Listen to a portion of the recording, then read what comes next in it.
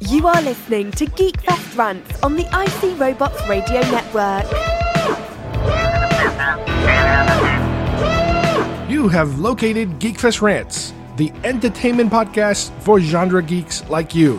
Shall we play a game? Covering the world of vintage and current film and television since 2010. Game over, man. It's game over. Featuring in-depth conversations on sci-fi, horror, fantasy, comics, toys, and conventions. So say we all. So say we all. And now sit back, relax, and enjoy today's show. There has been an awakening. Have you felt it? Who are you? I'm no one. She is strong with the Force. Untrained but stronger than she knows. Bring her to me.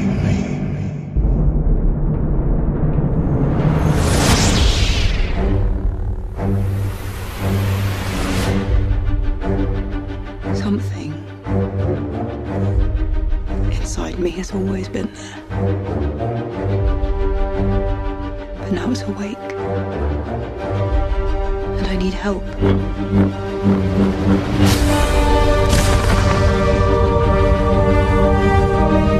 I've seen this raw strength only once before. It didn't scare me enough then. It does now.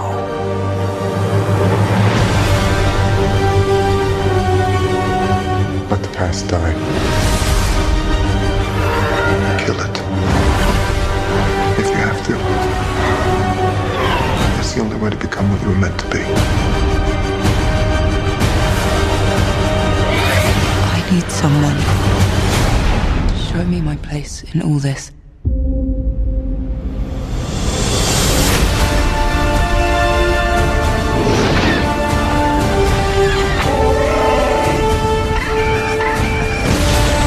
We are the spark that'll light the fire that'll burn the First Order down. Come on!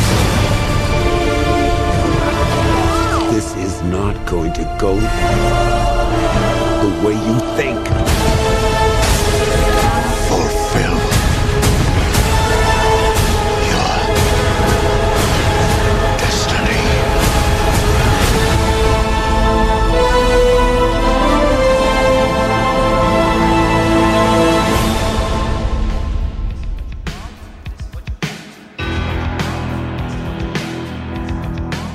Hi everybody, and welcome once again to GeekFest Rant. My name is Carlos Perone, and today it's going to be all Star Wars The Last Jedi. I am finally getting around to reviewing the film, and boy, are we going to put the rants back in GeekFest Rants. This is going to be a single subject episode, which is a rare thing for us. Recently we had a close to single subject episode, but this one is all my first impressions of The Last Jedi, and boy do I have many things to talk about. Like I said, this is going to be a long episode, but it is not the end of the subject. So without any further delays, let's start with The Last Jedi. What did I teach you? You are the Duke of New York. You're a number one. You will not laugh. You will not cry. You will learn by the numbers. I will teach you. Can you dig it? Open the pod bay doors, Hal. I'm sorry, Dave. I'm afraid I can't do that. That spawn of Satan. Oh, really? The Force will be with you, always.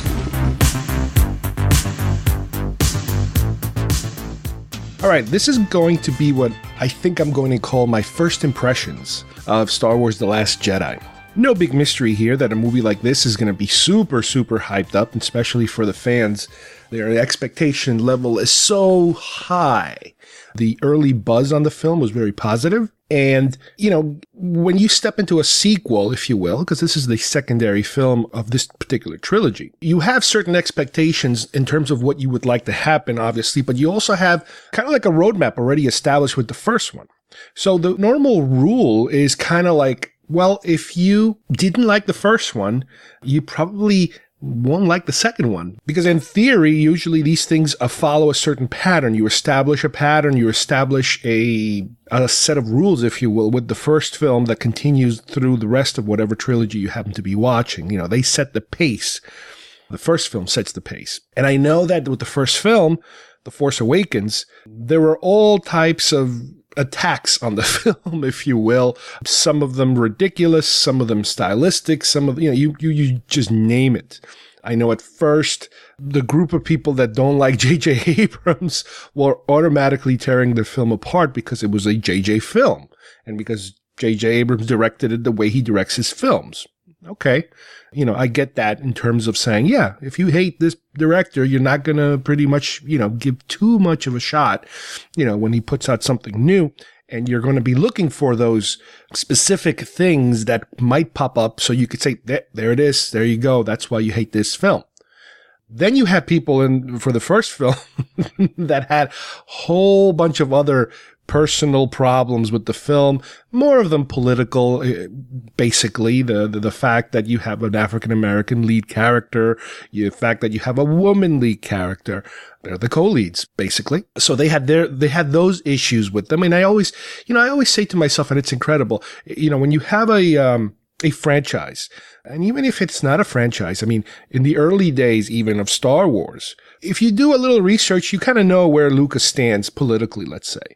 But it's amazing that the film opens up to everybody, and everybody, no matter what your politics, they like the film. But what's amazing is how people interpret the film, how they kind of reverse the intent of some of these characters so that they identify with them and their set of beliefs identify with these characters. So, Luke Skywalker to one person might be a very, let's just say, politically inclining in one direction, but to another person, Luke Skywalker is the opposite of that. And again, by the time we get to The Force Awakens, with people having that much of a negative reaction because of who was cast to play the lead roles, again, it's kind of like, you know what? If that bothers you, first of all, you're not a Star Wars fan. You're not really in the spirit of what the writing is intended to be. And second of all, you really shouldn't be watching these films. Stick to other directors that are more like-minded in terms of how they like to depict.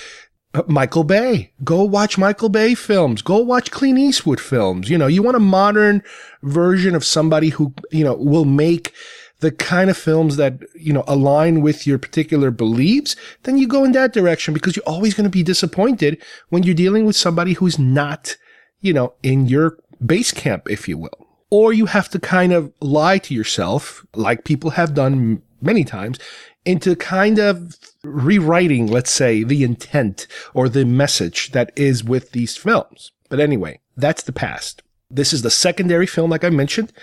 And I was able to get the tickets way ahead of time because I wasn't sure if I was going to be able to. When they first announced the pre-sales, it was tough because my local theaters here, I don't have big chain theaters like AMC's or Regal's nearby. I would have to at least drive about a half hour, maybe about 35 minutes to be able to reach those areas where they have those theaters. But my local theaters here, they're not that bad. They're not hugely, enormously, corporate type of theaters, but they're very good. I mean, as far as I'm concerned, the size of the screen is usually a good size and, it gets the job done. Let's put it that way. And they have a good selection of 2D and 3D films.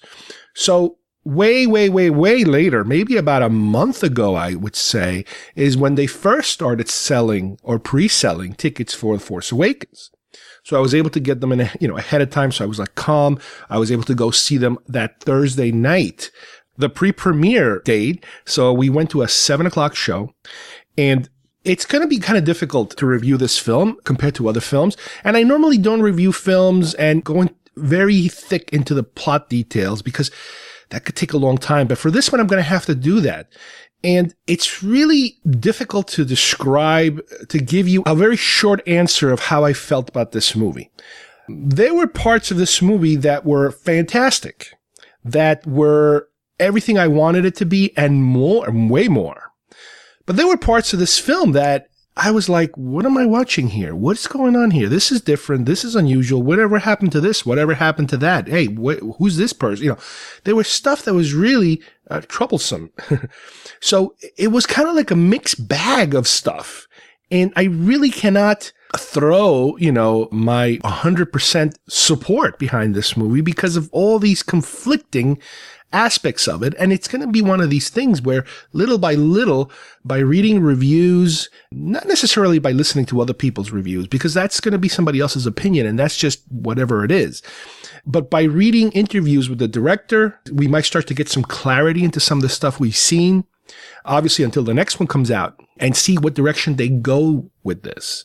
But I'll talk about this as we progress with the movie. So let's talk about the movie itself. The Last Jedi, you get the usual Star Wars crawl in the beginning, you know, updates you on what's been happening. Yes, the Resistance has blown up, you know, Starkiller Base, and everybody's happy about that. However, the Republic, or the New Republic, or whatever we call ourselves these days, has been decimated because the home planet was blown up to bits by Starkiller Base before they were able to blow it up. So the Resistance itself, it's very small in terms of the numbers, the official Resistance fighters, and they're on the run. They're on the run and they're being chased around and they're just constantly running, apparently. While Rey is still out there looking for Luke, the Resistance seems to be involved in like hit and run tactics and just getting out of bases and coming into new bases and that sort of thing. It's very again, and I'm going to be saying this many, many times. It's very similar to The Empire Strikes Back. In The Empire Strikes Back, you had a situation where the rebels had accomplished a great, fantastic feat with the destruction of the Death Star. And you kind of felt like, hey, this is great. You know, we did a good job. You know, things are starting to turn around. But then when you get to The Empire Strikes Back, it's like, oh, the rebels are on the run. It just sucks to be around. You know, we're getting our butt kicked everywhere we go. We're starting bases and leaving bases. And it's like, okay, I see a pattern here. Okay, fine. You know what? This is the middle story. If you look at how story structure goes and the traditional or the typical boy meets girl, boy loses girl, boy gets girl back. Okay. The rebels, Resistance, they do something great. They meet the girl. They blow up the Death Star. And then now we're in the movie. Now we're watching the movie where the boy loses the girl, or the Resistance gets its butt kicked. Here we are. The Resistance is in the middle of an evacuation process. They're evacuating their greatest and latest base, and we come right to it in the middle of it. Ships are starting to depart this planet while all of a sudden the entire, you know, fleet of the New Order is arriving and they're ready to blow it to bits. And you have, not only do you have the typical New Order Star Destroyers, but you also have this, I think they called it a Dreadnought, which is like a gigantic, triangular, very flat, very wide design for a big ship, the new ship of the month, the big baddie ship of the month type of thing.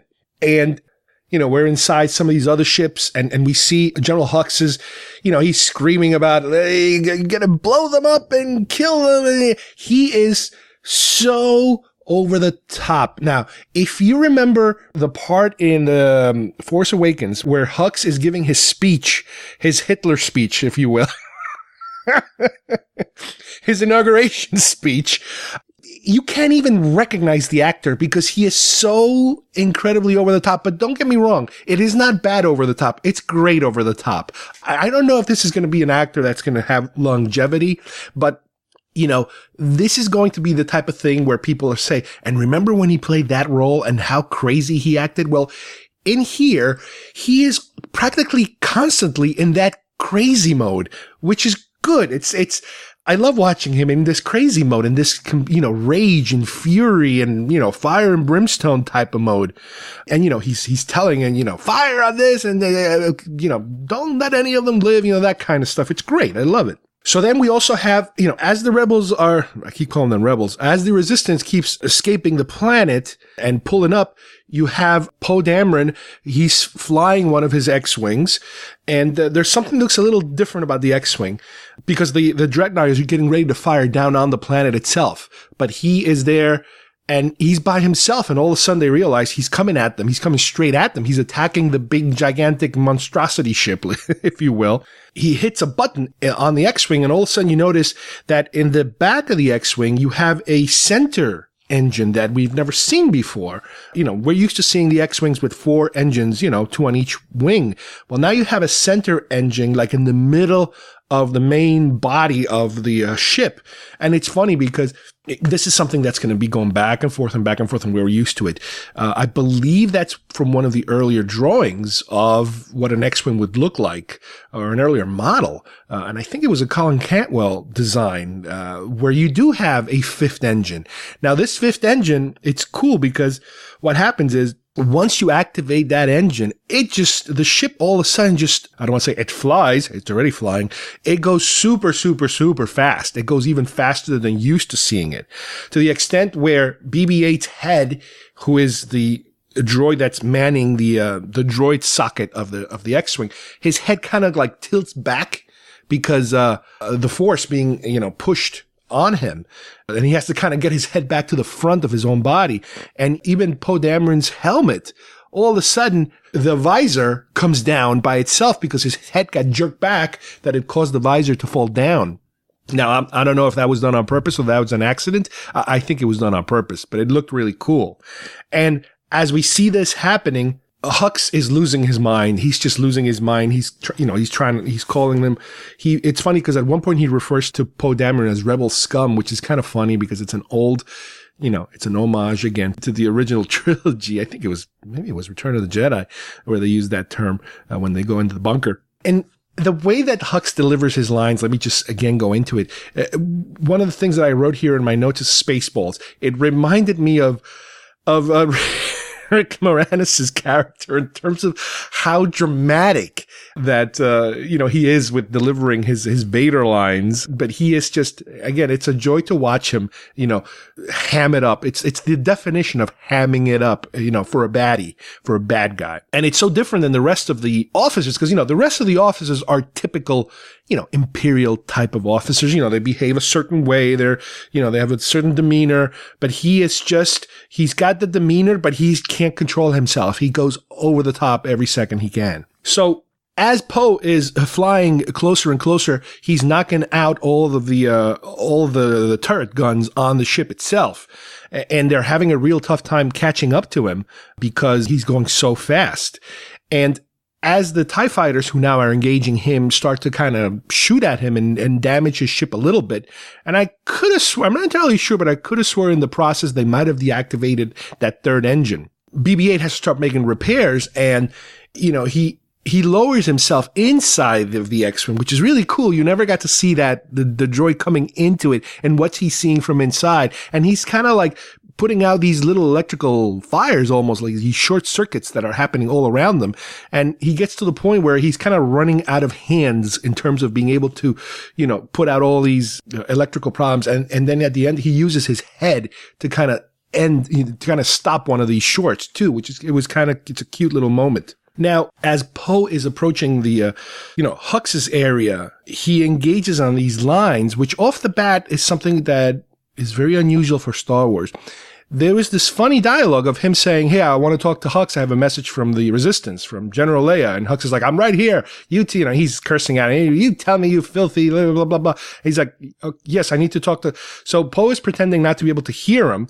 And Hux is delivering his ham lines over and over again because he wants to be heard. And it gets to the point where, like, one of his lieutenants says, "Sir, I think he's just, messing with you," because he kept having to repeat himself. And it was a really funny little moment there that they created. Maybe it was a little too long or a little too repetitive, but it was actually funny. And I'm actually thinking, oh wow, this film, they're not, they're really kind of turning up the funny on this film, which made me think of Thor, which all of a sudden you're dealing with a certain type of film that is not afraid to go into the funny side. It's like, wow, that's very interesting. But yes, I thought that little jokey sequence went just a little bit too far. So, but it's okay. We kept going with the movie. We just keep going. Okay, fine. So one of the Imperial officers makes a comment that the ship is too small, to be able to shoot it down because of the speed that he's having. So that's why they have to engage the TIE fighter. Again, that's a call to A New Hope. They have to go out and shoot them one by one because they're too small for their targeting guns. So, as he's creating all this mayhem, Poe with his X-Wing, the lead ship, the Dreadnought, is ready to fire on the planet. And as they fire, the last ship gets out and the Resistance lieutenant says, punch it. And they escape right as that first, massive shot hits the planet and they make it. And that punch it. And they're so full of these kind of moments. That's an Empire Strikes Back moment, I believe, when I think the hyperdrive is activated again or something like that. I think it was a Han Solo line. And as that ship finally leaves the planet, that's the ship I think Leia is in. And she looks over to C-3PO, who's part of, he's on the cockpit of the ship too. And she tells him, wipe that nervous expression off your face, which again, really funny moment. C-3PO obviously always looks exactly the same, but it was a cute little moment. And again, it was all sounds like, wow, this is, this film has jokes in it. It's really cool. There's a shot then where the X-Wing starts to bank and actually does like a drift, like a car drift move where the car slides. Well, in order to make a full turn, the X-Wing starts to kind of drift towards the camera and then shoots a couple of the TIE fighters in the process. So that's really cool. It's like, I don't remember seeing that before, a drifting effect. I don't know if that's because of that fifth engine. I'm not entirely sure, but it was really cool. So as Poe is basically done with his part of, I guess, this initial attack, all of a sudden we see in the distance, the bombers start coming in because, he's cleared the path for the bombers to come and, start dropping bombs on the Dreadnought. So the bombers start, and the bombers are, if you remember the trailer, they're these ships that, it's hard to describe them. They're almost like a rudder. Imagine a ship rudder, like a triangular kind of rudder. And it's the ship on top, and the entire rudder part is where all the bombs are being kept. And we get, an inside view of the different pilots that are, it's very, very World War II. The costumes they're wearing are very, baggy with the hoses and straps and goggles, very, very World War II looking stuff. And then the bombing bay underneath is just, hundreds and hundreds of bombs all stacked on top of each other, more or less. And there's a bomber in that area who's ready to drop the bombs. But as those ships starts to get closer and closer, they're able to start shooting them down with TIE fighters and even some of whatever's left of their cannons, I would imagine. So we get to the point where there's practically only one left. There's only one bomber left that hasn't been destroyed. And inside that bomber, the pilot realizes that there's nobody left and she can't get in touch with her bomber, the person that's actually supposed to drop the bomb. So she I guess she puts the ship on autopilot and heads over, down to where the bombardier is and notices, I think the bombardier is dead or passed out or something like that. So she has to be the one, that drops the bombs. But all of a sudden she gets hurt. Something happens. The ship is hit by something, by laser fire or something. And she gets hurt too. And she's knocked down. She falls down into a lower level of the bombing area, but the trigger mechanism, the remote trigger, stays up on the top area where she was. So she's kind of down there and she's trying to knock the mechanism, off of that little ledge so she can catch it because the ship is practically right over the area where she's supposed to drop the bombs. And at that point, she kind of grabs like an amulet that she has inside of her shirt and pulls it out. And it's almost like she's praying to this amulet or something. It's like a little tooth shape, like an animal tooth, kind of curvy triangular shaped amulet. And she's kind of, holding it very lovingly, let's say. And she's able to kick the thing hard enough and knock the remote so the remote comes stumbling down towards her and passes her, and she just reaches and grabs it at that moment and is able to drop all of her payload on the Dreadnought itself. And, it's kind of like a slow motion, finally that Dreadnought is getting blown up. And, you see even from inside the Dreadnought, the reaction of the Imperial officers realizing their main ship is blowing up. And obviously we see her goes up in flames with the ship too. Now, as that ship is exploding, we go back to the inside of the lead resistance ship, and you kind of get a head count of how many ships were destroyed. And it looks like at least half of their fleet has been wiped out in the process of trying to get out of there. Between the support ships and the main ships, they lost quite a bit. But at least they're all able to activate their hyperdrive and jump into hyperspace. Then we get Hux's reaction that, he just lost the resistance again. And he gets a call or a holographic projected image of Snoke coming in. And he's ready to, my lord, we almost have them. Don't worry about it. But Snoke just kind of grabs him, force grabs him and throws him around the ship, embarrassing him, obviously, in front of all of his crew. And Hux tells him, don't worry about it. He says something like they're at the long end of a string. And you're like, ooh, what does that mean? We next jump to Finn waking up from, I guess, his coma or whatever it is that he's under in that medical bay. And he's kind of, I guess, wandering through the hallways because he's waking up and trying to figure out what's going on. And BB-8 is chirping some sounds to Poe. And Poe has a good line. He says, Finn, naked, leaking, mad. Like he's trying to translate what BB-8 is trying to tell him. And then we get a shot of Finn walking like very disoriented. And he's wearing this suit. And he's got like water coming out of this suit. And he looks like he's in a complete haze. It's a very funny looking moment. And once again, we get that reassurance that, wow, there is going to be comedy, throughout this movie, which is very unusual. It's like, this is just unusual, this much comedy in a Star Wars film. We jump now to Ahch-To, which is the island where Luke is, and we get a little replaying of where we left off last time with Rey handing Luke the lightsaber. And we get, we get to see him accepting the saber. He's kind of looking at it a little bit, and he kind of tosses over the shoulder into the, right behind him. And that is an unusual moment because, yes, you do get the right reaction from the crowd, more or less. People are laughing, and it is kind of funny, but it's also kind of inappropriate, kind of, I would even say kind of rude because, the lightsaber is a very important thing to just kind of have Luke throw out, kind of. And, we do get a shot of the lightsaber because at first I thought he threw it into the water, but no, he just throws it on the glass. But we do get a shot of a couple of the porgs, these little birds, one of them kind of stomping on it, like standing on top of it, and then another one standing right at where the blade would come out. So you're like watching because any second now it looks as if the blade's going to come out and impale one of these little porgs, but it doesn't happen. And again, it's another little funny moment that it's cute, but you're like, at this point, you're like, wow, is this a comedy or is this a serious film? And it's very unusual, but it works. Again, that cute little moment, anything with the porgs is going to work. I guarantee it. We do also get a shot of Luke's X-Wing underwater, over a cliff. So now we kind of, I guess, understand how he got to that location. He flew himself an X-Wing there. And all through this is happening, he's refusing basically to communicate with Rey and to, she comes and tells him she's here, to ask for help, to the resistance, blah, blah, blah, blah, blah, blah. And he's just kind of ignoring her and blowing her off. At one point, he kind of locks himself in his little hut and the door gets like blown off its hinges and it's Chewbacca that breaks the door down. And you get a little bit of a reunion with Chewbacca with Luke.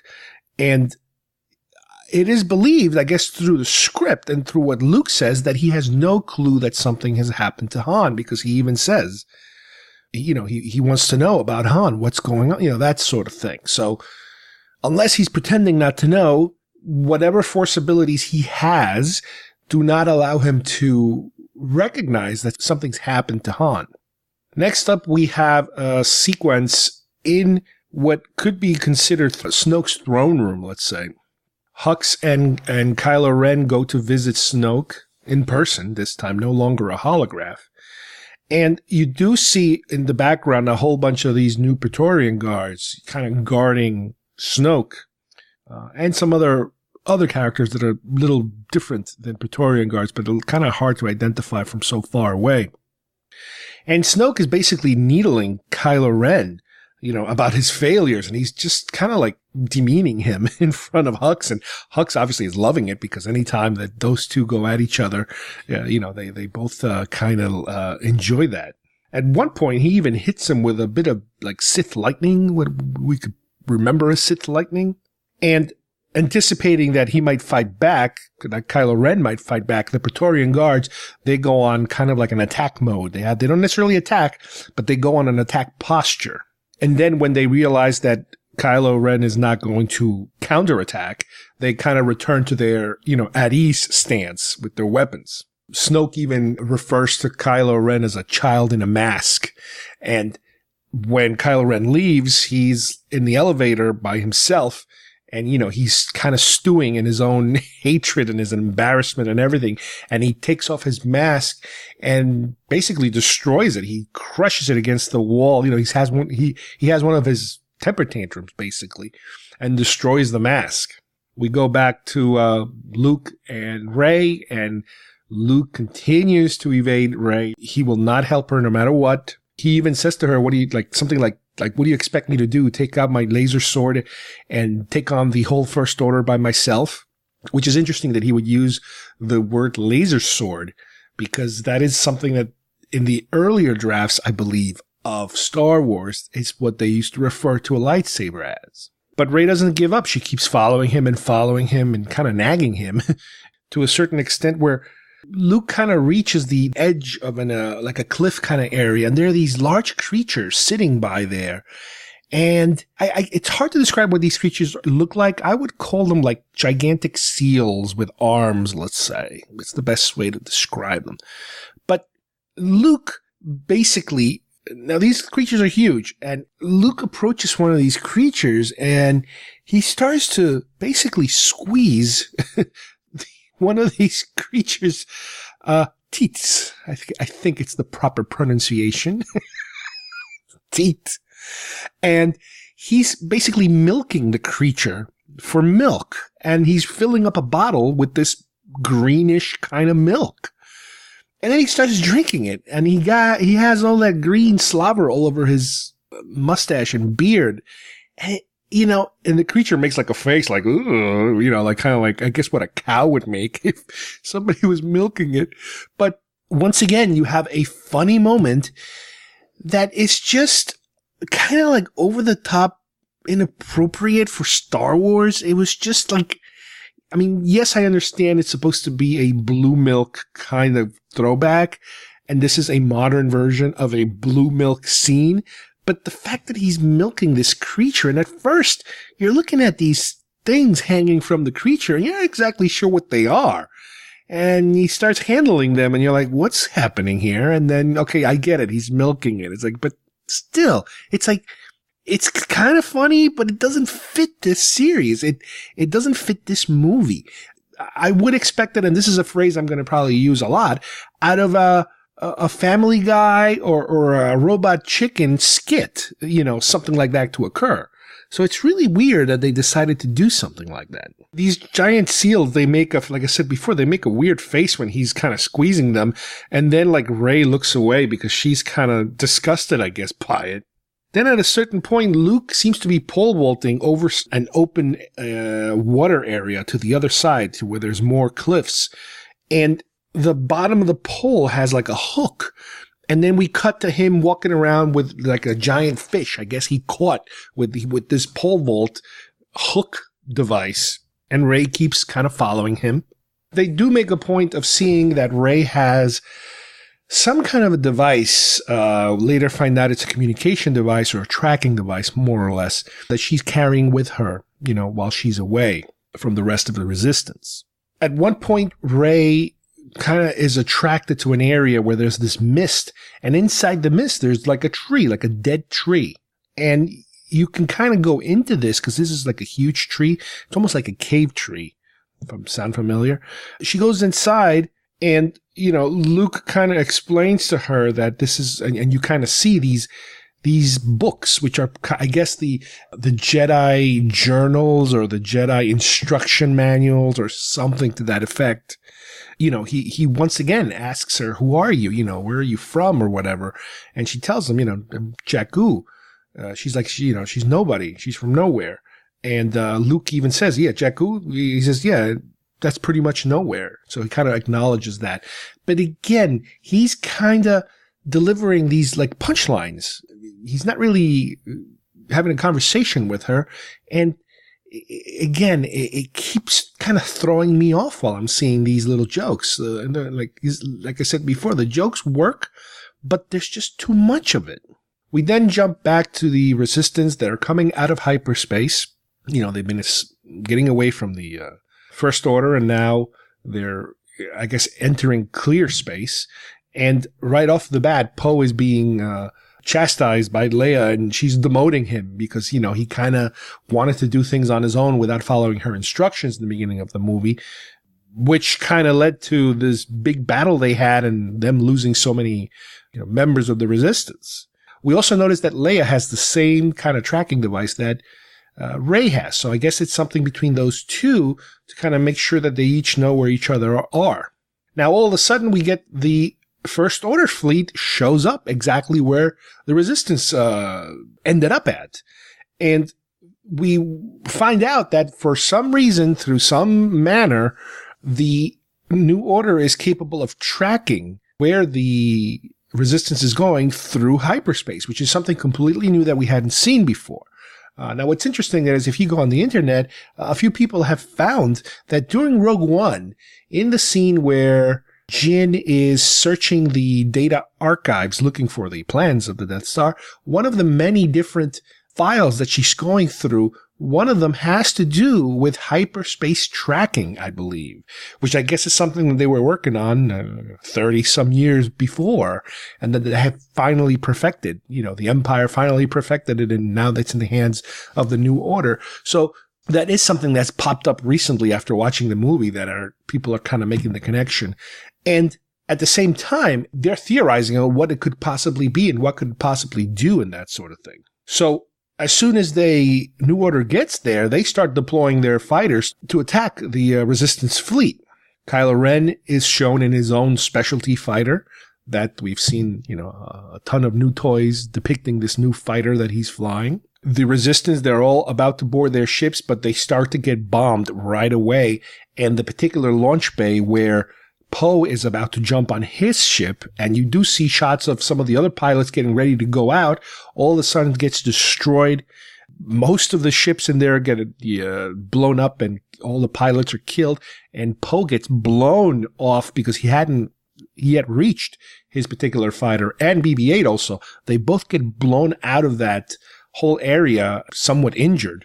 So what they then explain is that what's happening is that they're pursuing the fleet, but for whatever reason, the New Order ships, the Dreadnought and the multiple Star Destroyers, they cannot seem to catch up. They're within range, but they're not there yet. So they can kind of fire from afar.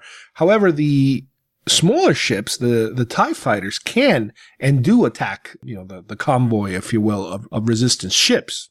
We get to a point where Kylo Ren is very close to the ship where Leia is at, and he can kind of feel her there. You can kind of see that they're both making a sort of connection, and his finger is on the trigger, and he doesn't fire, when he could have fired on the ship where Leia's at. However, the second he kind of pulls his finger off the trigger, the two other TIE fighters that are accompanying him, they fire on her, and they destroy pretty much the bridge area where, most of the ship is being controlled by and where Leia is at. And at that point, we get decompression, of that area happens, and everybody and all the equipment flies out in a huge explosion, into space. And we do see Leia, her body being, sucked into space. And then as things calm down, we kind of see her floating in space, and she looks kind of with a sort of a crystallized hue to her skin, because I guess she's freezing, in space, in the vacuum of cold space. And then we start to hear this ethereal kind of music, Star Wars-y music. And all of a sudden she starts to wiggle, and her eyes open and her finger moves, and she starts to, in this weird posture, kind of float all of a sudden with increased speed towards the ship that just got hit. And all of a sudden she's floating faster and faster and faster and faster. And it's almost like she's flying, through space. It's really a weird moment. she is able to enter the ship, the area that got blown up. Obviously, there's nobody there because the whole area is destroyed. And then she's kind of entered through a door. And at the other side of the door, you have Finn and Poe are kind of opening a door to let her in. Now, there's so many things wrong with this scene as far as I'm concerned, and it is one of the many, many hang-ups that I'm going to have with this film. And let me address one continuity problem that I see, other than the ridiculousness of the scene. It's as if she opens this door, or Poe and Finn open this door, and she is led back in the ship. But in theory, the second you open any door, you're going to now decompress that area. There should be an airlock so that you can get in, and then you lock both doors so you can then get in the other door. I didn't notice any, let's just say, shielding type of device that would allow her to come in without having to open a secondary door. Again, maybe I'm getting hung up on the technicality of the theory of airlocks in space, but whatever. That is not the biggest problem. The biggest problem to me is, as it has been explained now by different people, confirming, theorizing, but mainly confirming, that what we just witnessed was Leia having a Force moment. Similar to, let's say, for example, when she was able to communicate with Luke during Empire, where she can kind of sense that Luke was calling out to her and she went to get him, in the Falcon. Or during Jedi, where she feels that Luke is okay and he made it out of the Death Star before it blew up. Those are the only two examples in the past that we've seen her having Force abilities. Granted, yes, there is another. The other is Leia. Leia, you're strong with the Force. My family's strong with the Force. All that. Okay, we get that. But my point is this. For Leia to develop, or for Leia to demonstrate a true Force ability, let's say, I think it would have to happen a lot earlier in her life, in different instances that we haven't seen yet. To develop a power that is basically being able to escape being in a zero oxygen, outer space type of environment, that to me is something out of like the Clone Wars cartoon, for example. It's something that is so off canon that it would have to be some kind of secondary story plot element, or an EU book, or like I said, one of the animated shows. And here, when we finally see her showing some, not like, a hint of a Force ability, but a full-blown holy crap moment of what the Force can do for a person, I think it's just way too much. Now, the other aspect of the scene, and this is something that it's really neither here or there, because we all know that Carrie Fisher died, and we were wondering, would they take this opportunity during this almost death scene to be able to work it into the story? Now, granted, obviously they were not able to do that because there were so many other scenes coming up that involved her, important scenes, that you just couldn't do that. And the fact of what happens later with Luke, when you are getting rid of certain characters one by one, all of a sudden it kind of throws you out of whack to all of a sudden say, well, you know what? We're going to get rid of Leia during this particular film.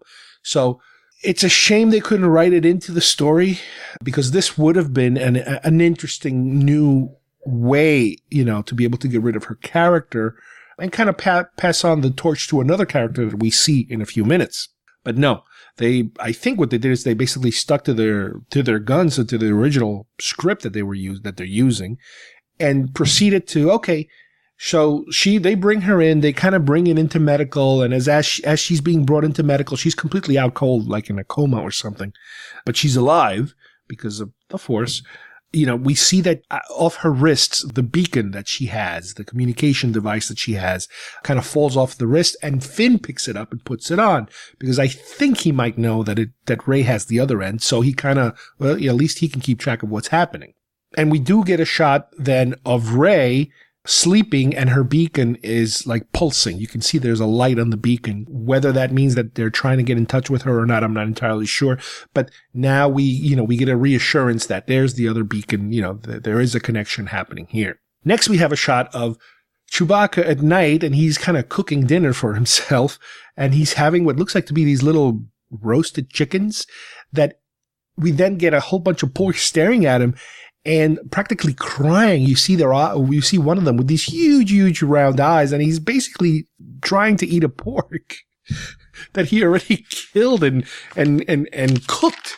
And apparently the porgs make him so upset by their, sad eyes that he seems to kind of stop and go back inside the ship. Another hilarious moment that, if I didn't mind that much, because if we are going to designate the porgs as the comic relief of the film, they are the Ewoks basically of the film. They are the comic relief. That's fine. You assign it to a specific character. You don't have to do it to everybody, but it was a very, very funny moment. We see Luke entering the Falcon, for the first time in many years, and he sees and picks up the hanging dice that Han Solo has in the Falcon. I guess it's good luck dice. R2-D2 talks to Luke. They reunite, and he tries to, in his own R2-D2 way, to try to, I guess, talk him into helping them out and helping Rey out and helping everybody out. And, Luke is still somewhat reluctant. And then R2 plays the holographic message from A New Hope of Leia asking, Obi-Wan for help. And that kind of seems to trigger something in Luke to kind of say, all right, we have to. He even says to R2, that was a cheap move.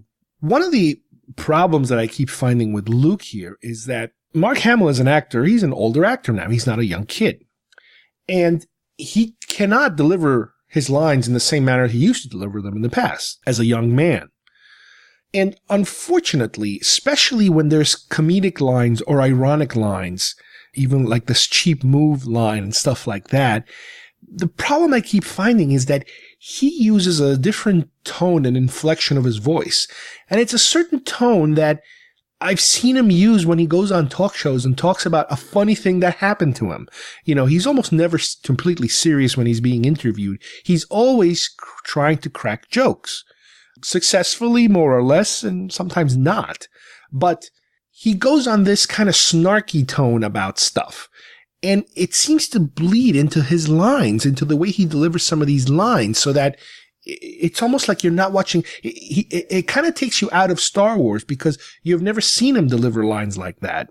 It's like a lot of it, and I guess it is because of the script, he doesn't really seem to take it that serious, like we kind of do.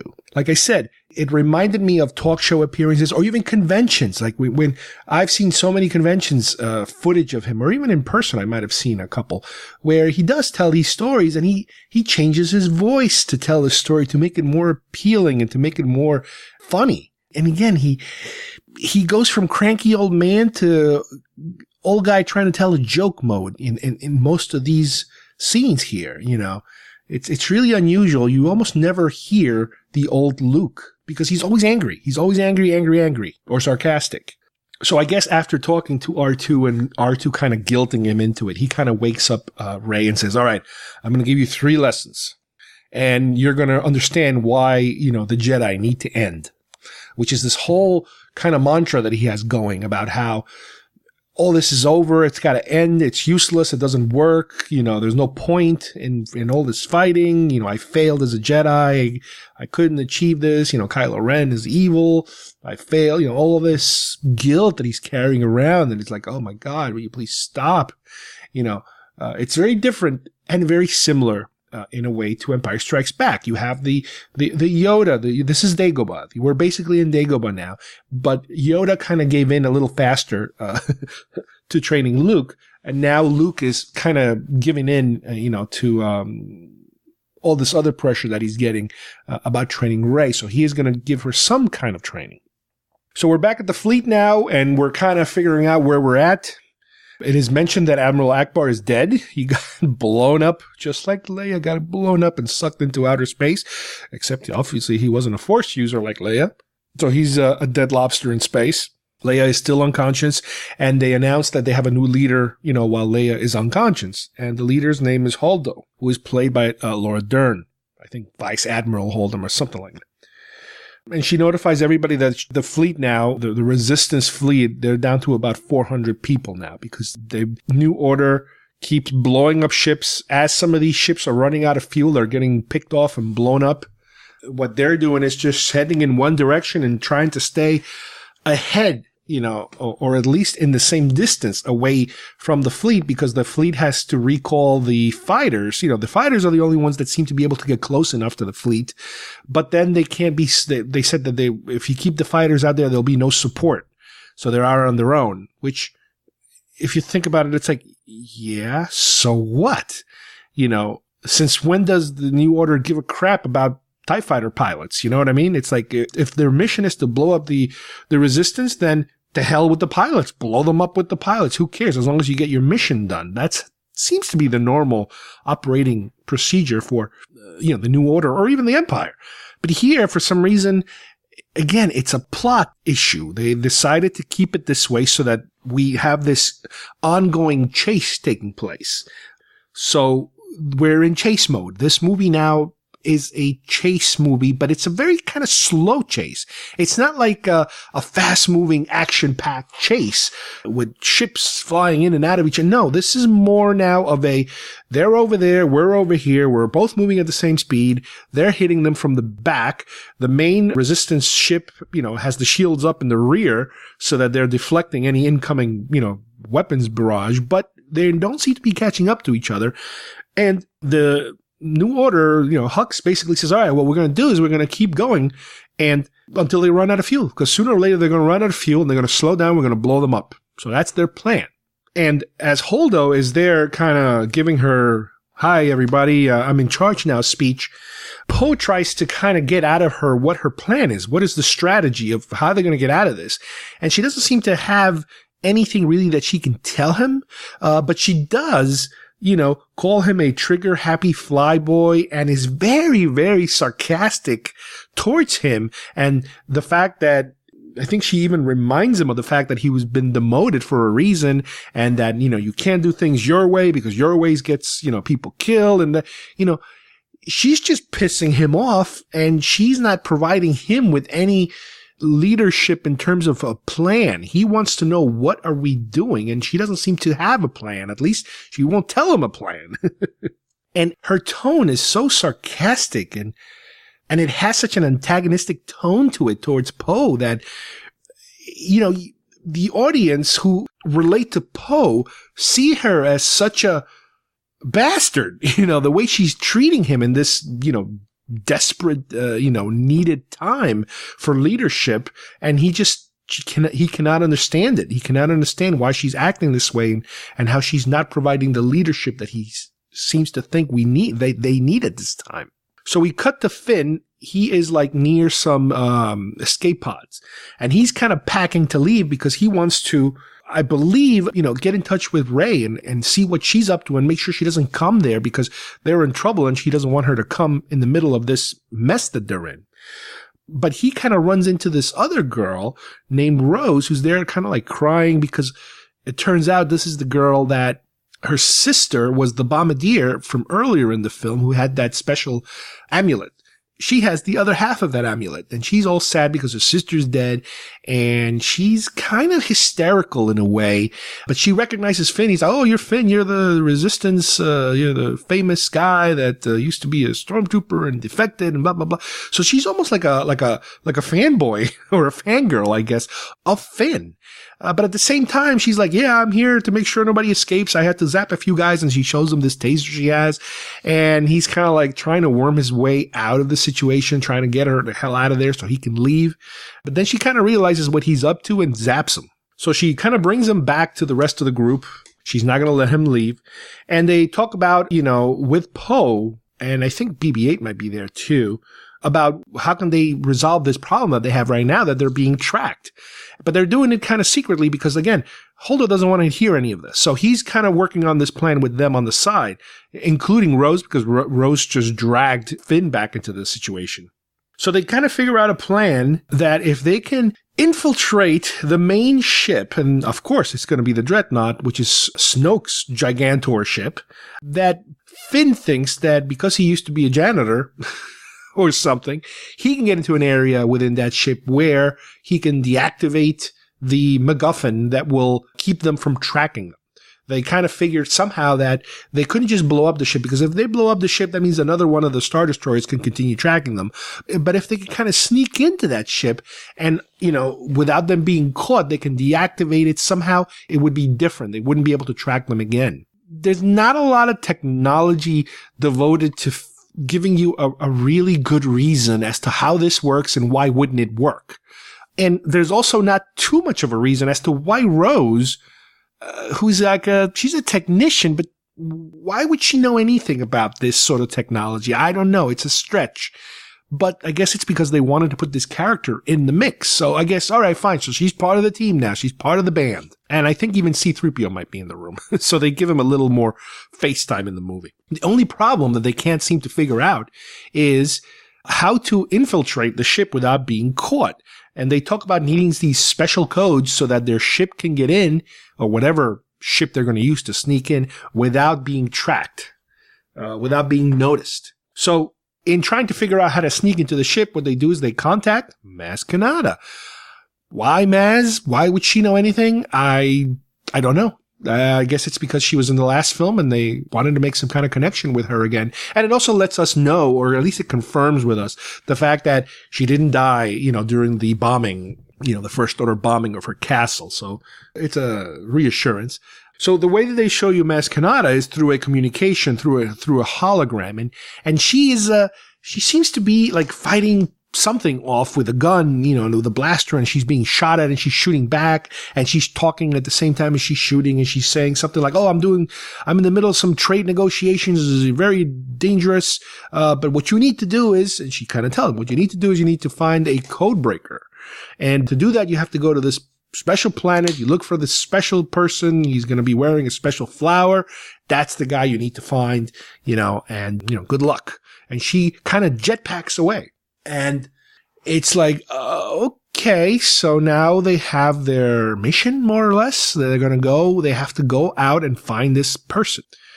Now, what's interesting about the Maz Kanata stuff is that the hologram that we see in the movie is almost exactly like the same hologram that I saw when we went to the Star Tours ride that has been currently modified for The Last Jedi. In one of those in-between talking segments, one of the latest times I've been there, the first time it was Poe giving you this little speech, cute little, funny line kind of deal. But the second time it was Maz Kanata, and it was Maz Kanata again. She was in this situation where she's kind of dodging bullets, blaster fire, and at the end she jetpacks away when she's done talking to us. So I'm not sure what came first. I'm not sure if this is supposed to be a subtle plug for Star Tours, or Star Tours said, all right, well, can you take that shot, take this sequence and modify it so she says something that we need her to say for our purposes? I don't know. But she's basically a holographic cameo, if you will, compared to her first appearance in The Force Awakens. So the plan is, without anybody knowing, Finn and Rose are going to sneak out of the fleet, out of that main ship they're on, and head to that planet. But before leaving, he gives Poe the tracker, for Rey. So now we're back to Rey. Rey is sleeping and she wakes up and she sees something. We're not sure what she sees. Then we kind of do like a soft dissolve to Kylo Ren, and he's in some kind of medical bay. He's being treated from from the bandages or the medical devices he's got on his face, and now those have been removed, and now all these guys are scarred. He's got all these little worker droids, medical droids working on his scar. And all of a sudden he stops because he sees something. And they both see something, and they both see each other. And we get to experience one of these first kind of Force connections that start to happen between them, where they can see each other's bodies, but they can't see each other's location. And at first she's startled because she thinks that he's in the room with her. And that particular connection ends with her I think she takes a blaster and shoots at him. He kind of feels, or he thinks he feels, a blaster fire going into him, but nothing is in him. And she then, all of a sudden he's not there, and she basically put a hole, inside of the roof of the little hut that she's sleeping in, this stone hut. And he's gone, she's gone, and he's gone from her and she's gone from him. They don't see each other anymore. And all of a sudden from the outside, we see these weird little creatures we haven't seen yet. And they're referred to, I think, the housekeepers or the caretakers or something like that. These kind of like large rodent looking things, let's say. I could be wrong if that's the exact family that we're dealing with, but they have these little hoods and these little tunics that they wear, and there's a lot of them. And Luke even explains to her at some point, oh yeah, these are our caretakers. They for thousands of years they've been watching this Jedi temple area, and they kind of take care of things. And it's like, okay, so now we know what these weird things are, but they're very upset at the fact that there's a hole in there, and they're kind of like gesturing to her, like, what the hell just happened here? Why did she shoot the roof of our house and that kind of stuff? So the first lesson begins with Luke and Rey, let's say, and he brings her to the edge of this rock and has her sit on the rock and close her eyes, and he starts to tell her to kind of like reach out with the Force and that sort of thing. What do you feel and what do you see, and stick out your hand. And he takes like a long leaf, and while she has her eyes closed, he's like, do you feel this? And he's basically tickling her hand, and he's like, yeah, this is I'm tickling your hand with this leaf. And she's like, yes, I feel it. And then he's like, then the joke's over. People laugh because he's kind of joking with her. But again, it's another one of these moments where it's like, dude, can you take this serious for a minute? Stop cracking the jokes. But they continue to do these sort of things. And he starts to kind of tell her about this whole new, I guess, philosophy that he's developed, or that he's come to the conclusion of, having to do with the Force, that it doesn't belong to anyone, the Sith or the Jedi, and how overconfident the Jedi are, and how evil the Sith are, and how the Force will be there even after the Jedi are long gone and the Sith no longer exists. And he's talking to her about the water and the cold and the dark and the light, and all these extremes that he keeps telling her about. That was kind of cool because it is very Yoda-ish in terms of training and actually learning something other than just being sarcastic and, grumpy old man mode. At one point, when he's kind of talking about like seeing the dark part of the Force, she starts to kind of focus on it a lot. And all of a sudden, like the rock that she's near cracks in half, and some of the rocks start to levitate, like little tiny rocks. Luke kind of starts to freak out a little bit. It's like, okay, enough training. He goes away. He takes a break or something because he gets freaked out because he's seen this type of thing before and it didn't end very well. So while this is happening, Poe begins or initiates the plan to get Finn and Rose out of there. So they snuck into some kind of ship and they took off, and without being noticed by the Resistance, even monitoring them, that he's able to leave. Now, what's interesting here is the situation of, well, how is it that you have a small fleet of ships that cannot seem to get anywhere without being seen? All of a sudden, now they're able to deploy a smaller ship without nobody noticing them. Not only the Resistance doesn't notice them, but obviously the First Order, who is trying to destroy all these little ships even, they can't seem to notice them either. I'm not exactly sure how they figure that one out.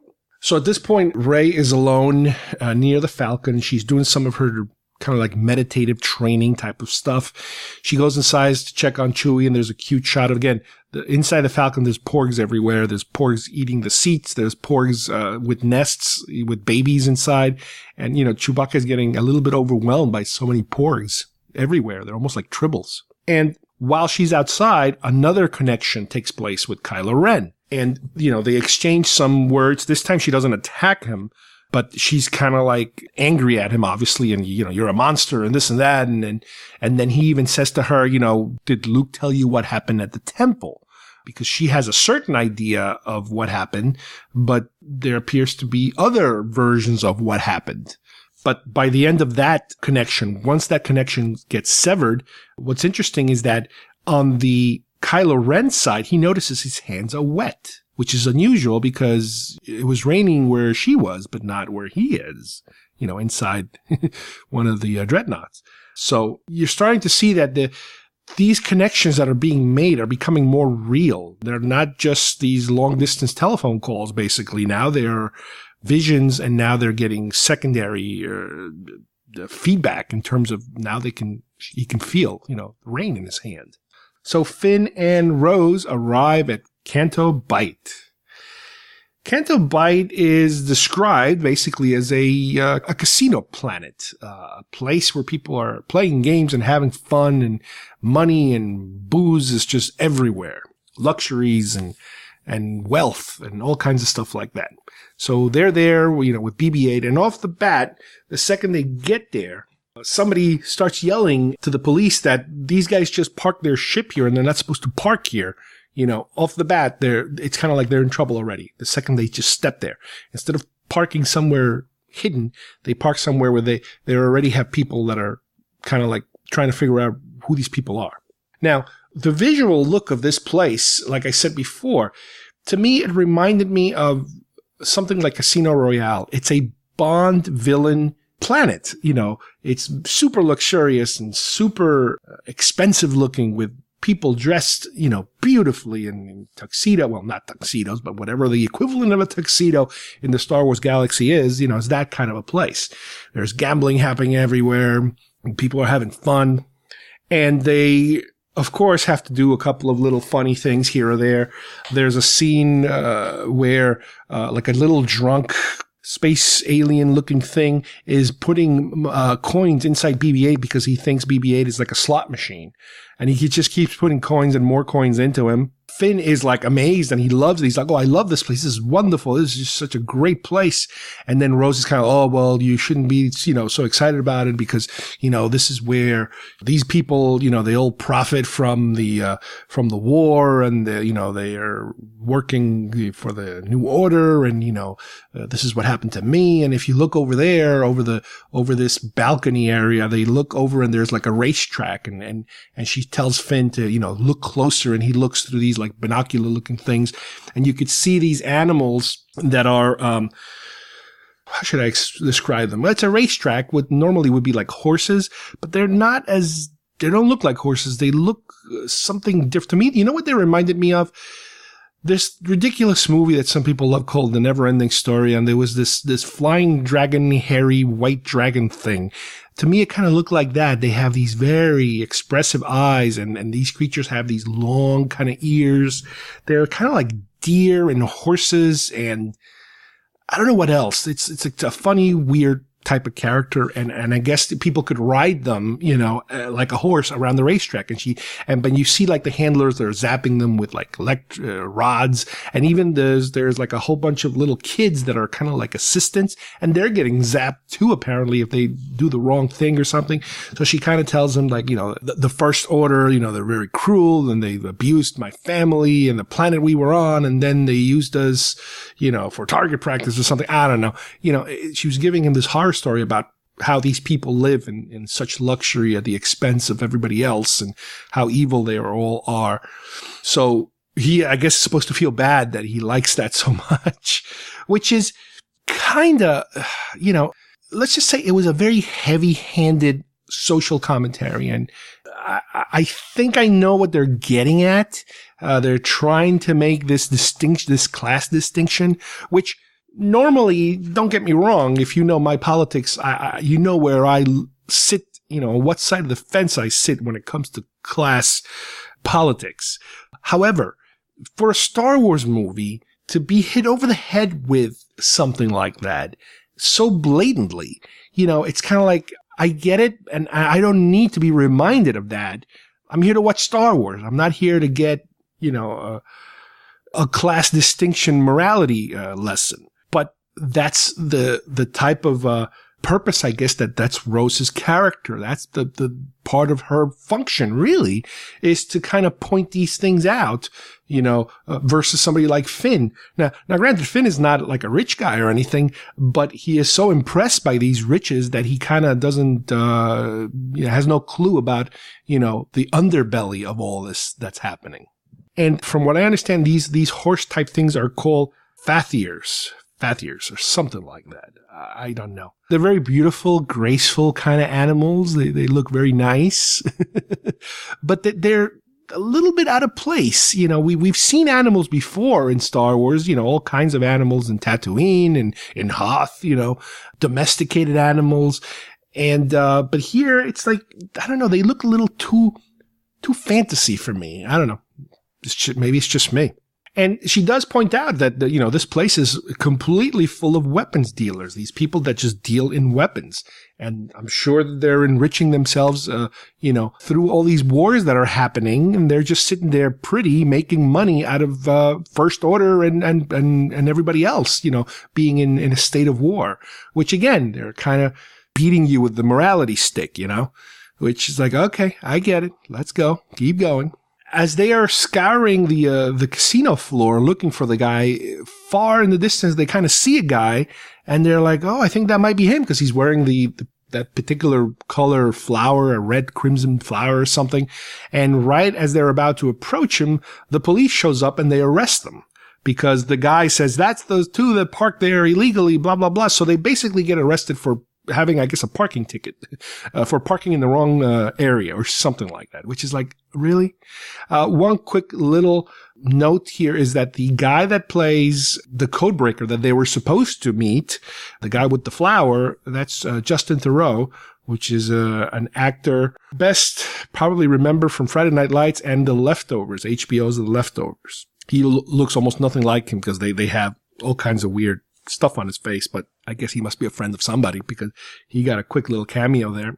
So we go back to Rey now, and she's training by herself with her pole. She's just doing basic, like almost martial arts type of moves with her pole. And at one point, she actually picks up her lightsaber, or Luke's lightsaber, really, and starts to train with the lightsaber. And she slices through near a rock and gets a little too close to the rock and slices the rock, and the rock goes tumbling down the hill, and it crushes this little cart that the caretakers are using to carry some of their crap around. And again, another little funny moment, and they're looking at her like, what the hell just happened? Who did this to us? That kind of thing. She starts talking to Luke, and they kind of start arguing about something, and then they start both kind of jousting with poles to the point where she knocks him down, and she grabs a lightsaber. She grabs the lightsaber this time instead of her pole, and everything just stops right there because, like, this fight is getting a little too personal. And, he's telling her about, what a failure he is. Again, he's back into this, I'm a loser mode and everything is awful, and he tells her about how he failed Kylo Ren and how he had 13 students. And then we get to kind of see a flashback of Luke approaching Kylo Ren, and then lightsabers ignite, and Kylo Ren brings down the entire house on top of them, and then Luke is able to escape, which we see in this kind of flashbacky kind of sequence of climbing out of the, the fire and the debris and all that stuff. And Luke tells him that he ended up, he had like 13 students he was training, and Kylo Ren took a couple of them with him, and then they killed the rest of the students, as part of his betrayal. We see the resistance ships, more of them are running out of fuel and are getting destroyed. So their numbers are starting to dwindle now. Finn and Rose now they're in jail. They're thrown in like a kind of like a local jail. And in the jail cell, they meet DJ, played by Benicio del Toro. He is this mysterious character they have here, and he kind of tells them that, he could get the job done. He could do it. He can get the job done. He could be their codebreaker because that's what he does. One little characteristic they added to his character is that he stutters. And honestly, to me, the stutter looked bad. Not that it was a badly acted stutter, but it was kind of like an unusual little thing to add to a potential bad guy, because we don't know what his intentions are at this moment. He's kind of like a shifty, mysterious kind of guy. And to me, like many other things, like the comedy, and again, unless it was meant to be funny, which a stutter is not really that funny, to tell you the truth, depending on how you use it. In a comedy, it might be funny, but this isn't a comedy. So I'm not sure if it was supposed to be funny. All I can tell you is that it stuck out. It stuck out too much as far as I'm concerned, even though they kind of used it very minimally. I don't think there was a need for that. I don't think it was needed to develop this character, to give the character more of a specific characteristic. But he's able to break them out, and they also run into BB-8, who is also trying to break them out at the same time. So now they're all on the run. At one point, BB-8 starts to shoot all these coins that I guess that other guy was putting into him at some of the police. So he's able to ward off the cops by throwing money at them. So they kind of go down these tunnels and end up in an area where I guess they're holding all these horse creatures. And there's a couple of little kids inside the stalls, which are, I don't know if the kids are slaves or what they are, or orphans or something, because they seem to be under the control of these other people, but they're kind of like, it looks like they're being treated pretty bad. And before one of the little kids can press like this alarm because they just ran into them, Rose shows the kid a ring that has the symbol of the rebellion, the old rebellion symbol. And the kid kind of lets her go, and they all escape riding these weird horse things. Now, what you have next is a sequence, an action sequence of them riding through the streets and being chased by cops and avoiding things, and the horses are all over the place, and they're going down the alleyways, and at a certain point they jump into the actual inside of the casino, and they're just they're trampling everything and destroying everything. And as they're riding through the city and even through the casino, the only thing I kept coming back to me is like, this is like I'm watching a Harry Potter movie right now. It had that feel of Harry Potter, riding on top of some kind of dragon or something. Again, it wasn't Star Wars anymore. It was some fantasy, something else. It didn't feel like Star Wars. You could barely see the characters on top of the horses, those animals. So it was bizarre. One cool little thing I did notice was that the cops, their uniforms, especially their helmets, they looked exactly to me like the back of them, like samurai helmets, like the back of that, like I guess what the original Darth Vader design used to look like, is this multi-layer sections to the back of the helmet, which really, I mean, to me, I saw that, I'm like, oh my God, that's like samurai. It's wonderful. So all these animals now, they're back outside running around like crazy. The cops are chasing them. Everybody's chasing them. And they end up going up like hills into the cliffs, into the woods, or whatever the hell it is that these horses coming from. And Finn and Rose kind of veer off to a different area, and the cops start chasing the rest of the other horses. So they're kind of alone now. And unfortunately, as they're about to reach their ship, the police shoot up to their ship, so now they have no ship. And they're kind of stranded now. And, they get off the horses and they let the horses go. And all of a sudden, DJ appears on a ship, and BB-8 appears too. And they are rescued by them. So we're back to Luke now. And he, through his meditative states, he tries to get in touch with Leia. And Kylo Ren also once again connects with Rey, having another one of those Force connections.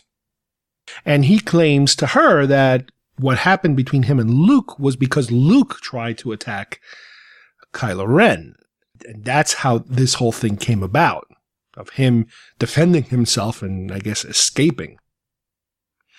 Rey, during this period, is also able to visit what is the equivalent of Empire's Dark Cave in this part of the island where there is kind of like a cave. She falls down this hole into water, underground water, and then she swims up and finds this kind of like a mirror image, and she's able to kind of see many reflections of herself in this mirror. But what she really wants to see is her parents. She wants this mirror area to show her her parents. At one instance, you do see these two figures kind of coming towards her on the other side of this reflective surface. But when you get close enough to it, it's just herself. So it is a very, weird kind of scene. And it's supposed to, I guess, represent the dark side, I guess. And at one point, she once again is communicating with Kylo Ren and is telling him about this experience of her wanting to see her parents. And Kylo Ren is able to kind of reach out to her, and she reaches out to him, and they actually are able to touch each other's hands, each other's fingers. So now you have an even closer connection that's taking place from a very long distance. And Luke walks into that, and he once again loses his he flips out, and she picks up the pole and starts arguing with Luke, and they start fighting once again. And she demands to know that, was Luke responsible for Kylo Ren's existence, for turning him into this evil monster that he is? And Luke gives his side of the story, and we see it again of Luke approaching him because he claims he knew that Kylo Ren had been infected basically by Snoke, and he was ready to betray everybody. And he kind of walks up to him while he's asleep, lights up his lightsaber, and is thinking, let's say, of maybe killing him, but he doesn't do it, and he feels horrible about it. So before he can do anything else, after he had changed his mind, Kylo Ren, or back then it would be Ben, wakes up, lights up his lightsaber, and before they can start going after each other, he collapses the entire building on them. So now you have a different version of what happened between those two. Rey tries to convince Luke that she thinks she can turn him back to the good side of the Force, similar to what Luke did with Vader, but he does not believe her. He does, it's impossible. It's not going to happen. So at this point, Rey is frustrated and she says she's going to leave, and she does. We see the Falcon take off and they are gone. Luke stays behind, obviously. Luke goes back to the area where the tree is with, where all those books are kept. And his intention is to burn it down because he's had it with all this Force stuff. It's people are getting hurt and it doesn't accomplish anything and blah, blah, blah. And he's ready to burn it down. But before he can, guess who appears? Yoda. Yes, Yoda from all the other movies.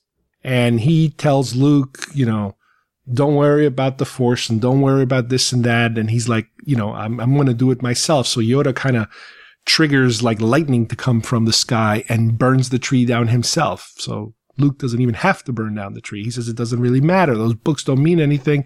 Makes some kind of comment as to how dry they are in terms of how, useless I guess they are and all that sort of thing. Yoda tells him that, failure, which is what Luke is feeling, is one of the greatest teaching tools for a teacher. That failure is not necessarily a horrible thing. You learn great things from your failures. While in their escape ship, DJ tells Rose and Finn that he needs a special price to be able to be their code breaker, and he wants the amulet that Rose has, and she kind of reluctantly gives it to him, and Finn doesn't want her to, but she's like, that's the mission, so here, take it. So he kind of weasels his way into having something. Plus, the ship apparently is full of money because he stole that ship from someone else. So he shows them also the fact that, this particular person that owned this particular ship, which, had a manifest of all kinds of first order transports and ships and fighters that he would be selling them off. And he also had Rebel X-Wing fighters. So, this is a gun dealer, a weapons dealer who was basically selling to both sides, just to make money. And he kind of explains to them that it's just business. It's not a personal, this is just how the galaxy functions through these kind of transactions. We see the Resistance again, and more ships are getting lost. Poe once again approaches Holdo for information about, what is the plan? How are we getting out of this? And she just will not give him any information, but he does notice that she seems to be fueling smaller crafts to, I guess, abandon the main ships. And he then loses his marbles because he feels that you can't just throw everybody on these defenseless, weaponless, shieldless, smaller ships and abandon the larger ship. And he calls her coward, and she's being she's being treasonous to, as to what she's doing. So he goes off and talks to Finn because he's got to figure something out. He communicates with Finn, letting him know that things are getting bad here, that whatever you guys are doing, you better do it fast. We now cut back to Rey, and she is on the Falcon heading back to where she came from, back to the battlefield, more or less. But she's prepping an escape pod because she's going to head towards Kylo Ren's ship. She wants the confrontation, basically. At the same time, Rose and Finn and DJ are approaching the New Order fleet, and they use DJ's codes to get through without being noticed. At this point, Poe updates Holdo on what's happening, and she will still not play ball with him, and a confrontation ensues where he pulls a gun on her and arrests her, more or less, so that he could continue with the mission that they're on. So Finn, Rose, and DJ, they infiltrate the First Order, they put on uniforms that they steal, and they're on their way to figuring out, how to deactivate the tracking system. And even BB-8, they put it like a garbage can on top of him to kind of disguise him more or less.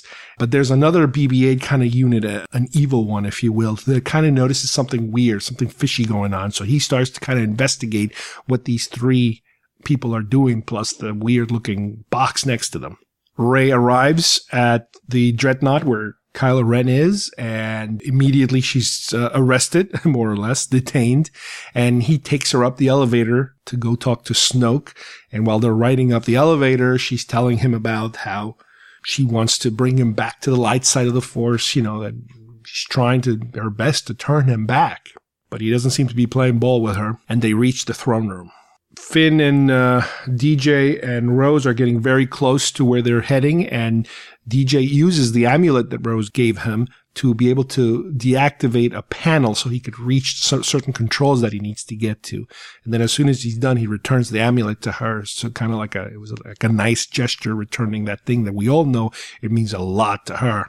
Poe is able to take over the bridge after he detains Holdo, but Holdo is able to free herself, and then she sends her guards, in the direction of Poe now. So you have within the Resistance a rebellion taking place internally.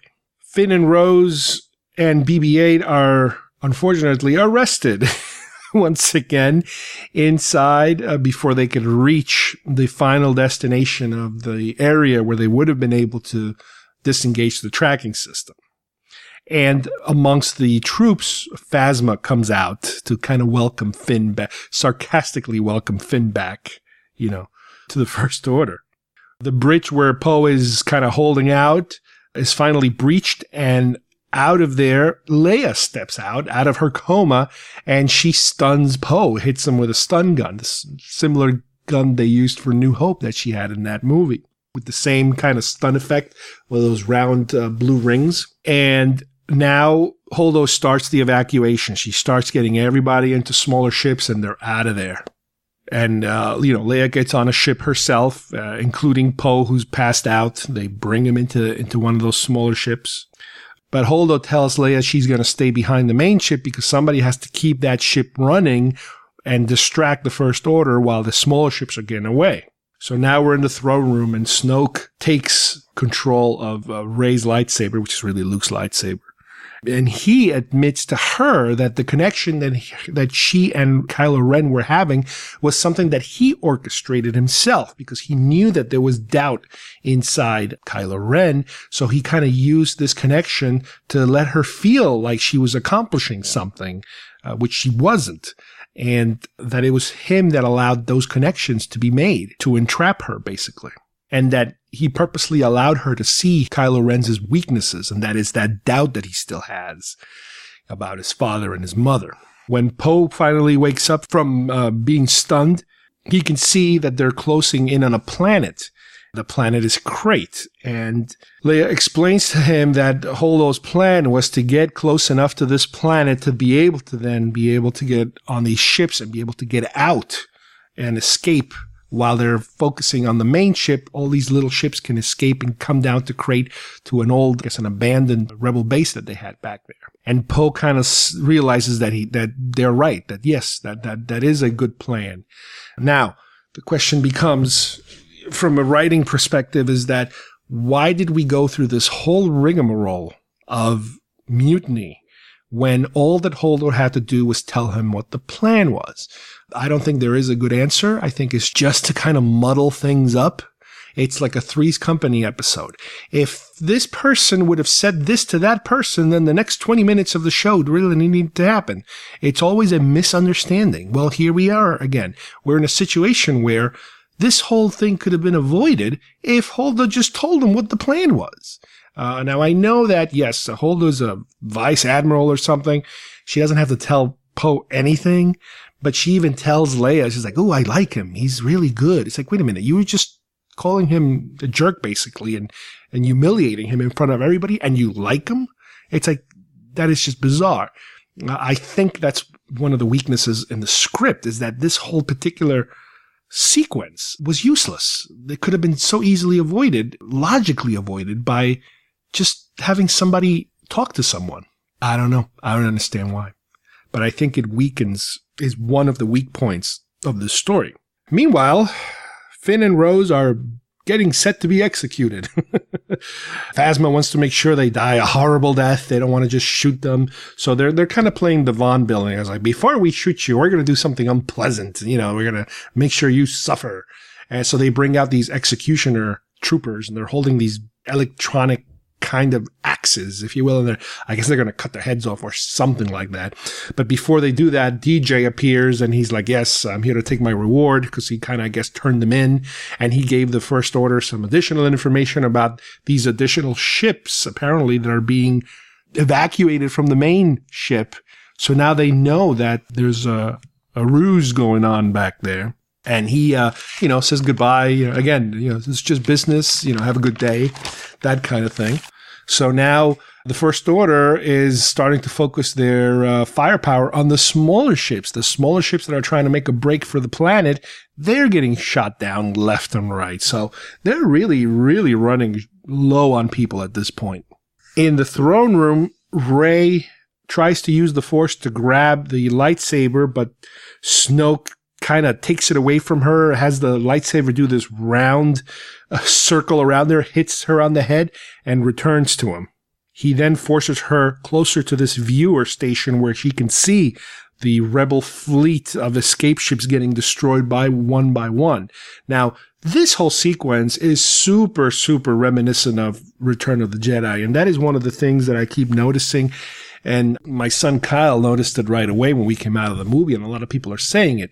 This movie is a combination of Empire Strikes Back and Return of the Jedi. They try to combine those two movies in terms of the beats. The certain plot elements are being repeated over and over again. I know that people complained originally when the Force Awakens came out that it was a rehash of A New Hope. To me, this is an even bigger rehash of Empire and Jedi. She then tries to force grab Kylo Ren's lightsaber, and as soon as she lights it, Snoke is able to take it away from her once again, and then levitates her and starts to kind of torture her in a way, up in the air, shifting her around and that sort of thing. And then Snoke orders Kylo Ren to kill her. So he gives Kylo Ren his lightsaber and starts to kind of push her closer to Kylo Ren, because he kind of wants him to do the same thing that he did to Han Solo. When she's close enough to him, he wants him to ignite his lightsaber and kill her. He's boasting about how he can feel all of Kylo Ren's feelings and how he's getting ready to kill her and blah, blah, blah. And he's preparing his lightsaber or whatever. And at the same time, you could see Kylo Ren's other hand is gesturing, and Luke's lightsaber that is sitting next to Snoke starts to kind of wiggle and move a little bit. And at a certain point where he says, okay, kill her now, something like that, he gestures to Luke's lightsaber, and it ignites and it stabs Snoke right through the middle, and then pulls the lightsaber towards him, cutting Snoke in half in the process. And Snoke goes down, apparently dead, in two pieces right there. And at that point, the Praetorian Guards attack. And, this movie is almost 3 hours long. And for me, this sequence, this battle between the Praetorian Guards and Rey and Kylo is the best thing of the movie. I've never seen a scene like this. It is kind of like the Phantom Menace, when we got to a lot of stuff that wasn't really that exciting, and then we got to see Darth Maul, that fight at the end. Well, this one blows that fight out of the water. They engage on this kind of like, I think it's like 8 versus 2 fight, where they break into two groups and they're attacking with all these different weapons and these different styles, and they're kind of holding up their own, and little by little, the Praetorian Guards are getting decimated left and right. And it is just a fantastic, fantastic fight sequence, which to me, it is the highlight of this whole movie. This whole movie has so many plot holes and just inappropriate moments, but this, I don't want to say it saves the movie, but this is definitely the highlight of this whole movie for me. And they get to the point where they are able to kill off all the guards. And then Rey is like, all right, let's let's go. We can get out of here now. Let's leave. And then Kylo Ren is like, no, wait a minute. I think I want to stay, and I think I want to be in charge, and I think I want you to be in charge with me. So it's like a reverse Vader type of situation. You know, after killing the Master, instead of leaving with Luke, he wants her to join her instead. He wants to be the one to rule everything. And he even tells her that the truth about her family was that her parents were absolutely nobodies. They were a bunch of scavengers who sold her for drinking money. And whether that's true or not, I don't know. We don't know at this point. It is possible. That's the way they want to go. And right now, the way things stand is, again, one of the most craziest things about this movie is the fact that, okay, Snoke is dead. And she's now told that her parents are nothing. This is one of the biggest problems with the movie, is that they created this mythology with The Force Awakens that now they seem to want to refuse to follow. Rian Johnson and a lot of people are praising him for taking a fresh turn with the story. Things that we thought were going to be answered or continued upon with the rest of this particular trilogy. It almost seems like they're purposely doing a reboot midstream. Snoke, it doesn't matter who he was, but it did matter who he was. People wanted to know who he was, and they're apparently, at least now, if they continue in this manner, there's plenty of theories that Snoke is not dead. Very interesting. Good. Maybe he's not. I don't know. There's plenty of theories that Kylo Ren told her that her parents are nobodies just to mess with her, just to piss her off. Maybe later on they will be something special about her parents. We'll see. This is the type of course correction or course change that they seem to be making in the script that you would when you reboot a franchise from scratch. But this is, again, midstream. It's almost as if every chapter of this trilogy, the director has the freedom to completely change the rules, and that there is no long-term plan. It's almost like whatever negative feedback J.J. Abrams got for the first film, this director has gotten the freedom and the decision-making to then change things and just say, no, okay, this is going to be different now. And then come the next film, it goes back to J.J. again, which means he can now course correct again. So there doesn't seem to be much continuity in the canon that is being established now. And that is one of the things that Lucas, at least, was very careful about, not contradicting himself too much. Granted, he stepped on a couple of landmines here or there, but at least within the trilogies, you try to be consistent. But again, there are certain aspects of this movie that it's like, what's going on here? Are they trying to make this, Thor Ragnarok, which was full of comedy and it worked perfectly? But this movie doesn't really need that much humor. There was plenty of humor, as far as I'm concerned, in Force Awakens, but here they went a little over the top with the humor. That doesn't mean the movie is horrible, but and as I mentioned, there's certain scenes are fantastic. I mean, the opening of this movie, the entire opening sequence and the setup is great. This throne room battle, amazing. Best duel I've ever seen, as far as I'm concerned. So we're back to the Resistance main ship, and Holdo is the only one in it. And she is noticing that, yes, the escape ships are all now starting to get decimated, and pretty soon they're all going to be dead. She's got to do something. So she starts to kind of turn her ship in the direction, not where it was going, but turn it completely around and head towards the First Order fleet. Kylo and Rey both start to kind of fight over Luke's lightsaber, and they both pull so hard on it, but with the Force, that they snap the thing in two. Finn and Rose are getting very close to getting executed, and at the last second, Holdo engages hyperdrive on her ship, and it heads directly towards the Dreadnought, where everybody is at this point.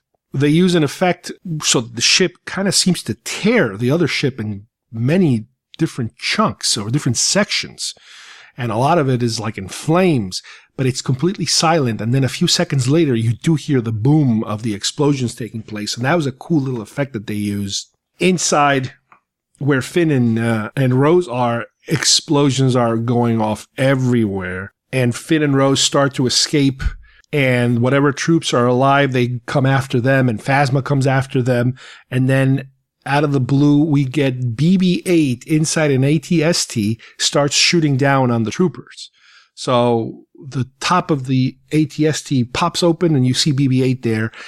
Again, this was a difficult sequence because to me, it's way over the top for BB-8 to be manning an AT-ST to shoot down things. To me, it felt like something out of the Clone Wars, or more specifically, something out of Rebels. Something where, like Chopper, for example, would be doing this acrobatic thing and handling some kind of, it's too much. It's way too much. But that's the way they go. And, he saves them from being mowed down, but then Phasma has one more confrontation with Finn, and they both go, hand to hand fighting each other with, Phasma has like a spear and Finn has like one of those riot batons, and they go at it left and right to the point where Finn finally knocks her down and, beats her, and the area where she is crumbles down and she goes flying into a fiery pit. And we actually see a crack in her helmet and you could see her eye or whatever. And that is supposedly the end of Phasma. Now, again, we're back to the situation where that's it. That's all we get out of Phasma. We never know. Was there a point to her? Was there some backstory? Is this just another way of selling more books and comic books? If you want to know more about this character, is there a future, or are we supposed to assume she died in this fiery pit? I don't know. Maybe it is. Given how they're handling other situations in this movie, it looks like that's the end of Phasma. They do have a cool little line where Phasma says, "Finn, you are always scum," and he goes, "Rebel scum," which, again, it's a throwback to Return of the Jedi. And it makes a nice little bumper sticker, and I'm sure the fanboys, it's like, yeah, and it was kind of like, yes, but it's like kind of like, it's just, again, it's winking at the audience way too much. It's an unnecessary wink at the fanboys. So Finn and Rose and BB-8, they all escape the ship. They grab a shuttle and they're able to escape the dreadnought. Hux arrives at the throne room and sees the devastation there. Snoke is dead. Kylo Ren seems kind of half dead.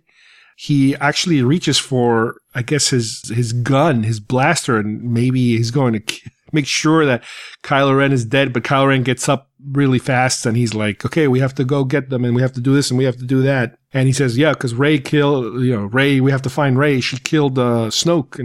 And Kylo says, that's it. Get the troops ready. We're going to attack. And Hux is not too much into it, and Kylo starts to force choke Hux and having him submit to his leadership, I guess. We are now in Crate. Leia is looking out the door of this base that's kind of built into the side of the mountain, and she sees looks like there's some ships coming towards them. So she orders the doors closed, and as the door is closing, there appears to be a ship being chased by TIE fighters. And as the door gets even closer and closer to closing all the way, the ship is able to squeak into the base and land more or less. And the TIE fighters, they don't get in. They're not able to make it inside. At first, they're shooting at this ship, and then they realize it's Finn and Rose and BB-8, so they kind of welcome them back into the fold. The Resistance, or Rebels now, start to kind of set up the base inside, getting some, mobile equipment ready, turning on their shields and all that kind of stuff. Leia orders a call out, a distress call be sent out to any rebel cells anywhere else, to come to their aid because they're about to be attacked. With the shields, they're able to at least avoid any orbital bombardments, but they know that there's going to be a ground assault coming any minute now. And then, really far, far down in the horizon, you see a whole bunch of AT-AT looking ships approaching, and then a middle, different looking circular kind of thing that is basically like a battering ram ray gun type of thing that they're going to use to try to break down that gigantic door. They all realize that there's only one way in and out of there, so there is no back exit. They have to hold off in there as long as possible until they can hopefully get some help to arrive to help them. Finn even says they need to just buy time at this point. All the outside defenses start to get prepared, and this is very reminiscent of the Battle of Hoth as the rebels are getting ready to be overrun. The location is very similar to Hoth too, in terms of it's all white, but instead of snow, this is all made out of salt. So there's like a layer of like red powder everywhere that's coming from the crystals, underground crystals. Then on top of that, a layer of salt that makes everything look white, like it's freshly snowed. As a matter of fact, one soldier looks at it and gestures to the soldier next to him and says, salt. He's trying to tell him what this stuff is. And the soldier that's next to him it's actually Gareth Edwards, the director of Rogue One, during his particular cameo in this film. The rebels at this point have some kind of ships they can use. There's some sort of skimming speeders. They're like a speeder that kind of skims the ground slightly.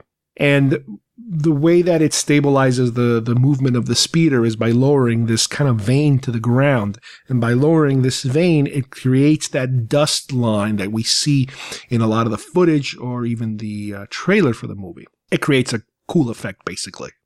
It is. They do mention that these are very old speeders, and to the point where when Poe is piloting one, getting ready for the fight, his foot goes to the bottom of the speeder, and you can actually see his foot because it just punched a hole through the bottom. At first, the First Order troops deploy their TIE fighters to engage the speeders. And it is pretty devastating, the amount of damage they can do with those TIE fighters. But at the last minute, the Falcon finally appears and starts blasting away at some of these TIE fighters. And then the TIE fighters all are ordered to start chasing the Falcon instead of the speeders. Inside the cockpit, we see Chewie with a whole bunch of porgs, helping him fly along. They do a quick little funny thing with a porg hitting the window, kind of like a Garfield doll, against the window of the car, that sort of thing. The Horizon line has what appears to be about 7 of these new, I think they call them Guerrilla style, which are M6 or something like that. These new, bigger kind of AT-ATs. There's about 7 of them. And then there's maybe 2 or 3 of regular AT-ATs, and you could tell they're way, way smaller than the big ones. As the TIE fighters proceed to chase the Falcon goes into a cave underground and starts flying through this cave, which is, once again, the exact thing that we see during Star Tours, the new modified version of the ride. These red crystal caves inside where the crystals crack and explode and that sort of thing. And a lot of the TIE fighters get devastated inside of this cave system until the Falcon finally comes back out again. As the battle starts, a whole bunch of these, I think they're called crystalline foxes, they go rushing into the base before the door is finally closed, because I guess they're coming in for cover, and they're just hanging out inside the base with the rest of the rebels. They're really, really cool looking. They look like foxes, but instead of hair, they have crystals, like white crystals. Really, really nice. The AT-ATs begin to shoot down a lot of those speeders that the rebels are using. Finn gets to a point where he's almost like one of the last ones left, and he shows that he wants to basically sacrifice himself to be able to destroy this gun. And, the music swells and, things around him are blowing up, and you're so manipulated into thinking he's going to kill himself, basically. But at the last minute, Rose on her speeder kind of crashes into him to kind of deviate him from killing himself in order to take out the gun. And they both crash. Now, Finn is okay. He comes out of his ship and he approaches Rose, and she tells him something to the effect of that it's better to save the ones you love than to kill the ones you hate. And she kisses him, and all of a sudden you're like, oh great, now you have another romantic interest for Finn. It's like, are they really trying to do this now? Are they trying to create a triangle, a lover's triangle now to these guys? Very unusual. And I'm not really feeling it for this character. And it's like, okay. And she kind of passes out. And for a moment you think, well, maybe she's dead. No, I don't know. I can't tell. I mean, they have so many false events here that you just can't keep track of what's real and what's not real. Then we see the big gun starts to shoot at the door, and it is starting to break the door apart. The ray that's coming out of this gigantic gun is working. Inside the base, Word is out that there's no response from the signal that Leia, sent out. She's feeling like this is the end, and all of a sudden, at the last second, we see Luke walking into the base. He looks a little different. He looks a little cleaner. His hair's a lot shorter. His hair resembles a lot more like what we were seeing those flashbacks of what he looked like when he first had his confrontation with Kylo Ren, I guess many years ago. He talks to Leia a little bit and gives her the dice from the Falcon that used to belong to Han Solo, and they have a short little sweet moment between the two. And Luke prepares to go outside and challenge or, fight the First Order. And on his way out, he kind of winks at C-3PO, and that's kind of cute too. Kylo flips out when he sees Luke coming out to meet all of the walkers, and he orders basically every single gun that's available to shoot at him, and they all do. Everything is shooting at him. Everything in sight is shooting at Luke. When the dust clears, Luke is still there, and he kind of wipes he makes like the gesture of wiping dust from your shoulder, kind of like mocking Kylo, basically. And inside the ships, Hux is telling Kylo that, this is pointless or something like that. So Kylo just knocks Hux down again because he's like a punching bag for Kylo Ren now. He just completely loses it. We see Finn bringing Rose inside the base while this is happening. Kylo comes out and he's going to go fight Luke. When Kylo ignites his lightsaber, it's a really cool looking procedure, if you will. It is the same type of, it's almost like a kicking down and pointing down that ignites his lightsaber. It's the type that we've seen during the Force Awakens trailer, one of the initial trailers of when we see him igniting his lightsaber in the woods at night. That scene actually never made it to the film, but they used it during the trailer. And it's this kind of it's almost like a little push that he has to do with his hand to ignite it. It's not just a matter of pressing a button.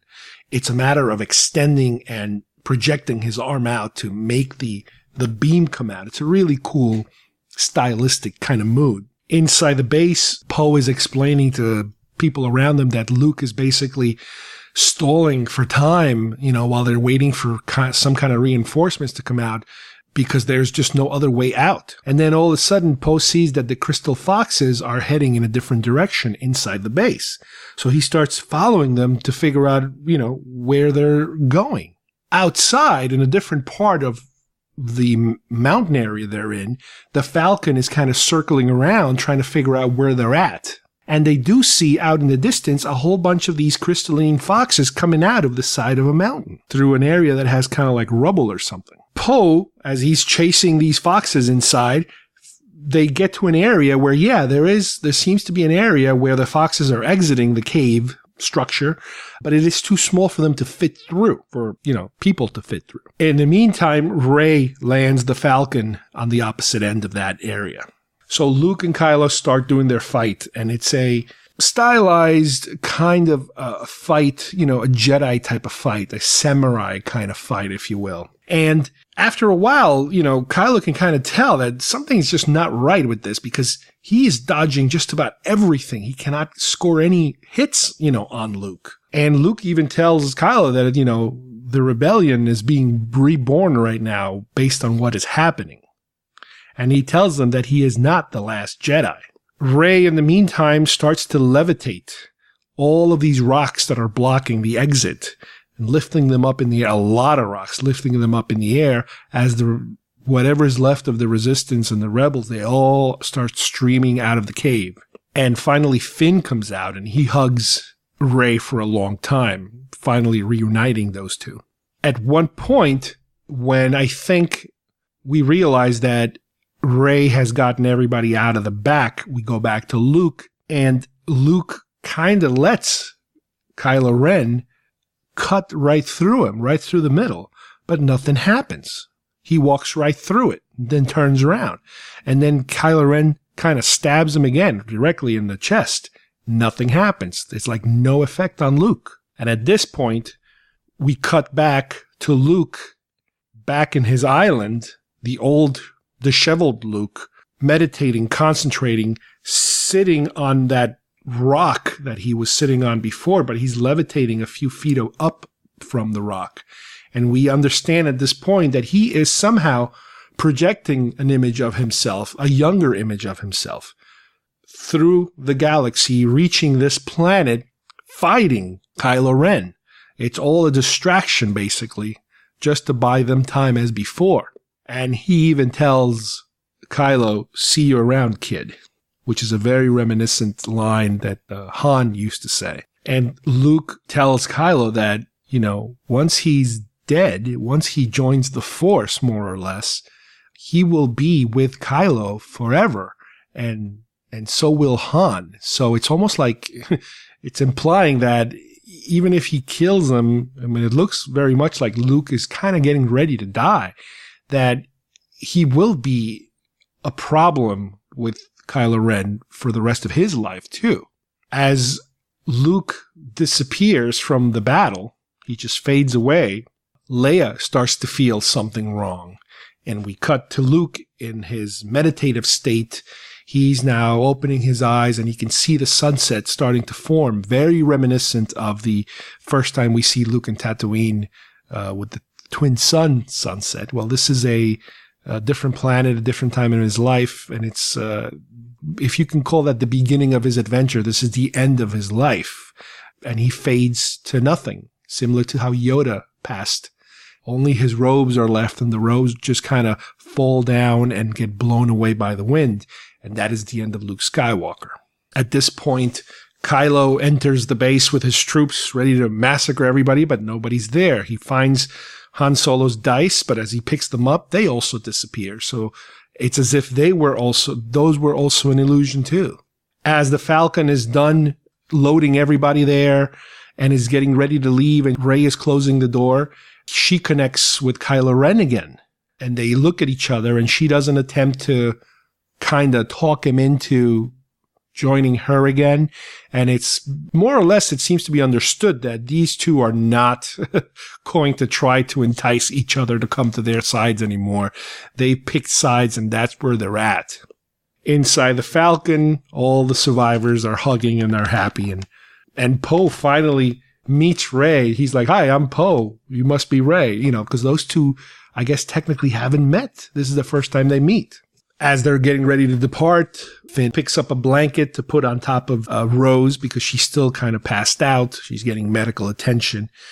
And as he lifts the blanket, we notice that underneath the blanket, in a box or in a drawer, the books, the Jedi books, are all there. So that is an implication that before leaving, Rey took all of the books, or at least a lot of them, with her.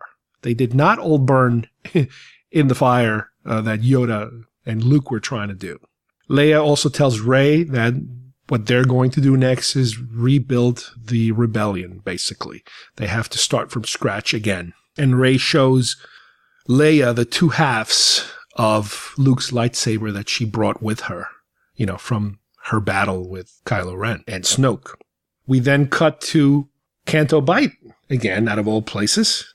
And we see some of the kids that we had seen earlier, the kids that worked at those stables, and that they're getting yelled at by some kind of creature that's like their master, let's say. But the kids in this particular scene, they're all playing with these little dolls that they like homemade dolls, and one of them in a different language is saying something to the effect that this is Luke Skywalker, Jedi Knight, and blah, blah, blah. So they're kind of retelling the mythical story of the Jedi Knights and Luke Skywalker being the greatest of them all, or something like that. And then somebody comes in and starts yelling at them to get back to work or whatever in a different language. And one kid goes outside, and very quickly, a lot of people miss this, he gestures towards a broom that's on the floor, and the broom comes flying to his hand. And he takes the broom and he's kind of holding it like a sword. And on his hand, you could see he's wearing the ring with the rebel insignia that we saw earlier that Rose had shown. And he's looking up at the stars, and you see him raise the broom in the air like a sword once again. So we're getting this feeling of this could be the beginning of the new rebellion or the new Jedi Order in some shape or form, for the future. And that's the end of the film. Well, to me, this film was somewhat of a disappointment in terms of how I compare it to the previous two films, as compared to Rogue One and as compared to The Force Awakens. Those are much better films than this one. As a continuation to especially The Force Awakens, forget Rogue One completely. Let's talk about The Force Awakens, and I mentioned this a few times before. This is supposed to be a sequel to The Force Awakens. And what seems to be happening now is that, for whatever reason, they seem to be giving the directors complete free rein to change things in between films. I did get the feeling, from what I'm hearing and what I'm reading, that there's this refreshing new anti-JJ sentiment of how happy a lot of people are that they are changing some of the elements that JJ put into effect as part of this new trilogy. I have absolutely nothing against changing gears, doing something different. I just have a problem with doing something different while you're in the middle of something. You know, this is the type of thing where if you want to create new rules, I don't mind you creating new rules, but create them slightly outside of this particular story, because this particular story already has the ground rules set up in the first film. There are no enormous, crazy contradictions, you know, within Star Wars. Now, granted, yes, Luke-Leia relationship might not have turned into a sister-brother thing until further down the line, but there are certain canonical, you know, things that you set up that over here, they kind of go out the window. There are certain MacGuffins, and I know that J.J. Abrams is famous for creating MacGuffins that don't necessarily get answered, but he likes to create the mystery of the MacGuffin. But there is no excuse for not giving it to you at this point, because, you know, I don't think you can blame J.J. Abrams for the fact that the second director now, Rian Johnson, decided not to go into these specific subjects and completely ignore some others. There are some interviews I've been hearing where he says that, yeah, J.J. on the next film can completely reverse everything he's done. And the question is, do we really want to have films, 3 films, that switch gears so abruptly in between each other? No, these things should have a certain consistency to them, a certain unity. You know, that's the whole canon thing. And that's the type of thing that I think Lucas was better at, being able to stay consistent with an idea to the point where it could hurt him sometimes, because if it was a bad idea, he would not abandon it. He would just continue with it. I do not see The Force Awakens as a movie that's, you know, full of bad ideas. Yes, there are some weak spots here, but compared to this film, it is a much, much better, truer film that sticks to its core elements of Star Wars. I understand the comedy. I enjoyed the comedy, but it is somewhat inappropriate to have so much of it in this one. What's really interesting is, if you think about it, one of the reasons why they fired the directors of the Han Solo movie was because they were apparently going a little too much in the comedy side.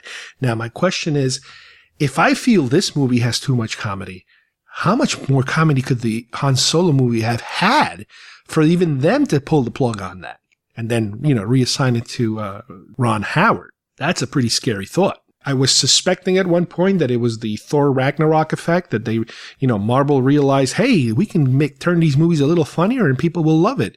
It worked for Thor, but Thor is not Star Wars, and Star Wars has a level of seriousness that you can't really turn it into a sitcom-y kind of funny, slapsticky movie. There are times when Star Wars goes over the line and people feel it. You know, Jar Jar went over the line. Even the Ewoks, to a certain extent, went over the line a little bit. You can't do certain things, but here they said, screw it, we're going to do it anyway. The plot elements that are left wide open, the big cliffhangery questions that you wanted answered, they just, as of now, they're not. Unless this is a gigantic fake out that they will then give us those answers. They just want us to, for the next 2 years, be left in suspense. I do not know. How would I rate this movie? I would kind of say this is the Phantom Menace of this trilogy. One of the things about the Phantom Menace that I remember was the fact that it had some awesome sequences, but as a whole, it had these holes, these moments of what? You know, there was the great pod race scene, the great Darth Maul duel, There were these great moments in it. And this is what I'm kind of finding in this movie. The entire first act, or most of the first act, I really enjoyed. The battle in the beginning, up until the point where we realized that now we're going to be, for the next hour and a half, stuck in this slow motion chase that is really illogical, that it would not just get this thing over with and do something. There's so many things that are wasted. The trip to Canto Bight is a complete and utter waste of time, if you think about it from a writing perspective. The mission they went on was a complete failure. If they would have gotten the right person, they might have been able to complete their mission. But from the second they stepped into that planet, they got caught by a parking ticket violation. They accomplished nothing. They came back empty-handed. So it's like, what? That whole sequence was a waste of time. The character of Rose, I thought it was pretty weak. I'm thinking the only reason they are bringing her in is to force a possible lover's triangle with Finn and Rey. Unless they're going to take Rey now and throw her in a completely different direction. I don't know. If every director is going to reinvent the wheel, then, a lot of potentially weird things could happen. The flying Leia, that was something that really, really bothered me. It just didn't fit, with the story as far as I'm concerned. Musically, I cannot really remember much of it. I don't recall any specific thematic tracks from the soundtrack. The trailer had a great little musical number, but I don't really recall rehearing it again during the movie. I'm beginning to suspect that a lot of, as I mentioned earlier, a lot of the positive feedback obviously is coming from people that don't understand Star Wars. I've heard of people who've seen this movie but haven't seen the previous ones, and they really like this one. It's like, but you don't understand what's going on here.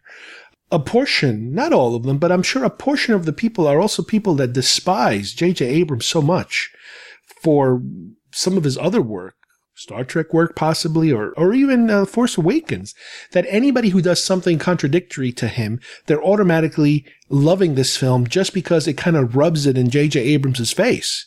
I don't get that. I'm not in that camp. With that said, I'm not saying this is a horrible film. This is just a good film that has plot holes, problems in them. Like I mentioned, there were so many things that could have been avoided. That whole trip to Canto Bight was a waste of time. The treason, the Poe Holdo thing was, like I said before, like a bad episode of Three's Company. This all happened because somebody misunderstood somebody else. If she would have just told him his plan, then this would have been you could have shortened this. The movie was pretty long too. I think, and they did say it was the longest one so far. I think they could have easily shaved quite a bit off this movie if they would have tightened the script a little bit. And from what I understand, they already cut out probably another half hour of this movie. So yeah, there is quite a bit of a bloating problem, I think, with some of this. But again, I'll say this forever, and that is, any Star Wars is better than no Star Wars. Pretty soon we're going to have the Han Solo movie. Then we have Chapter 9, directed by J.J. Abrams, and then another standalone film. I don't know if it's the Obi-Wan story or what, or if they've decided which one it is. I'm not sure yet. I am going to see this one more time. I feel like I need to give it another shot. Might have a different feeling on the second time around. Might be able to overlook certain things.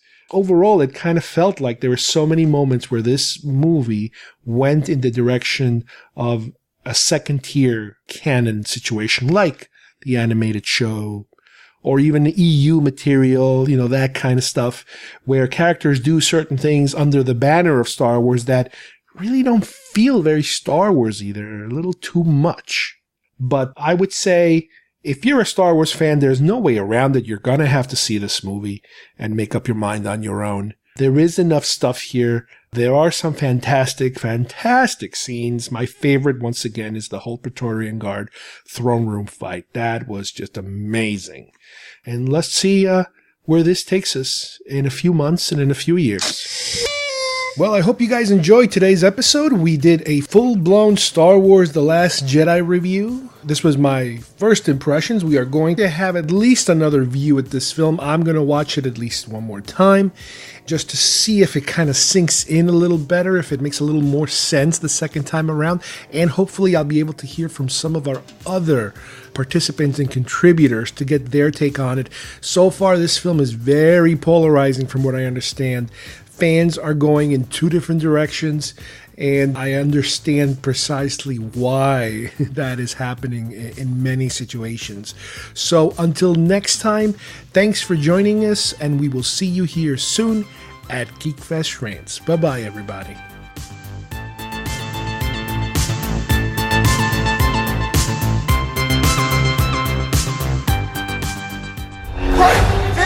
He must have 1,000 questions. Where's Ray?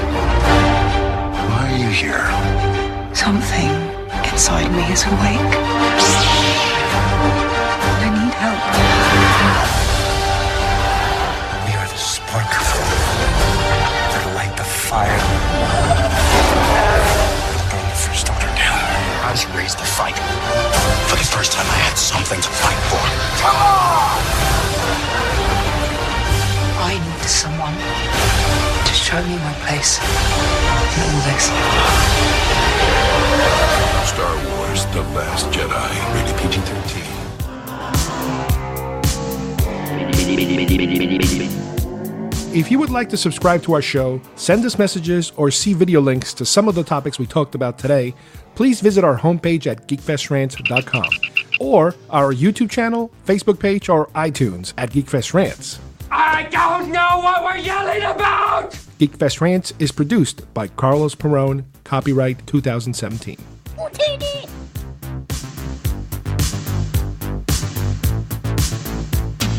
This broadcast is part of the IC Robots Radio Network. Visit icrobots.com for this and many other nerd/nostalgia related podcasts. You won't be sorry for long.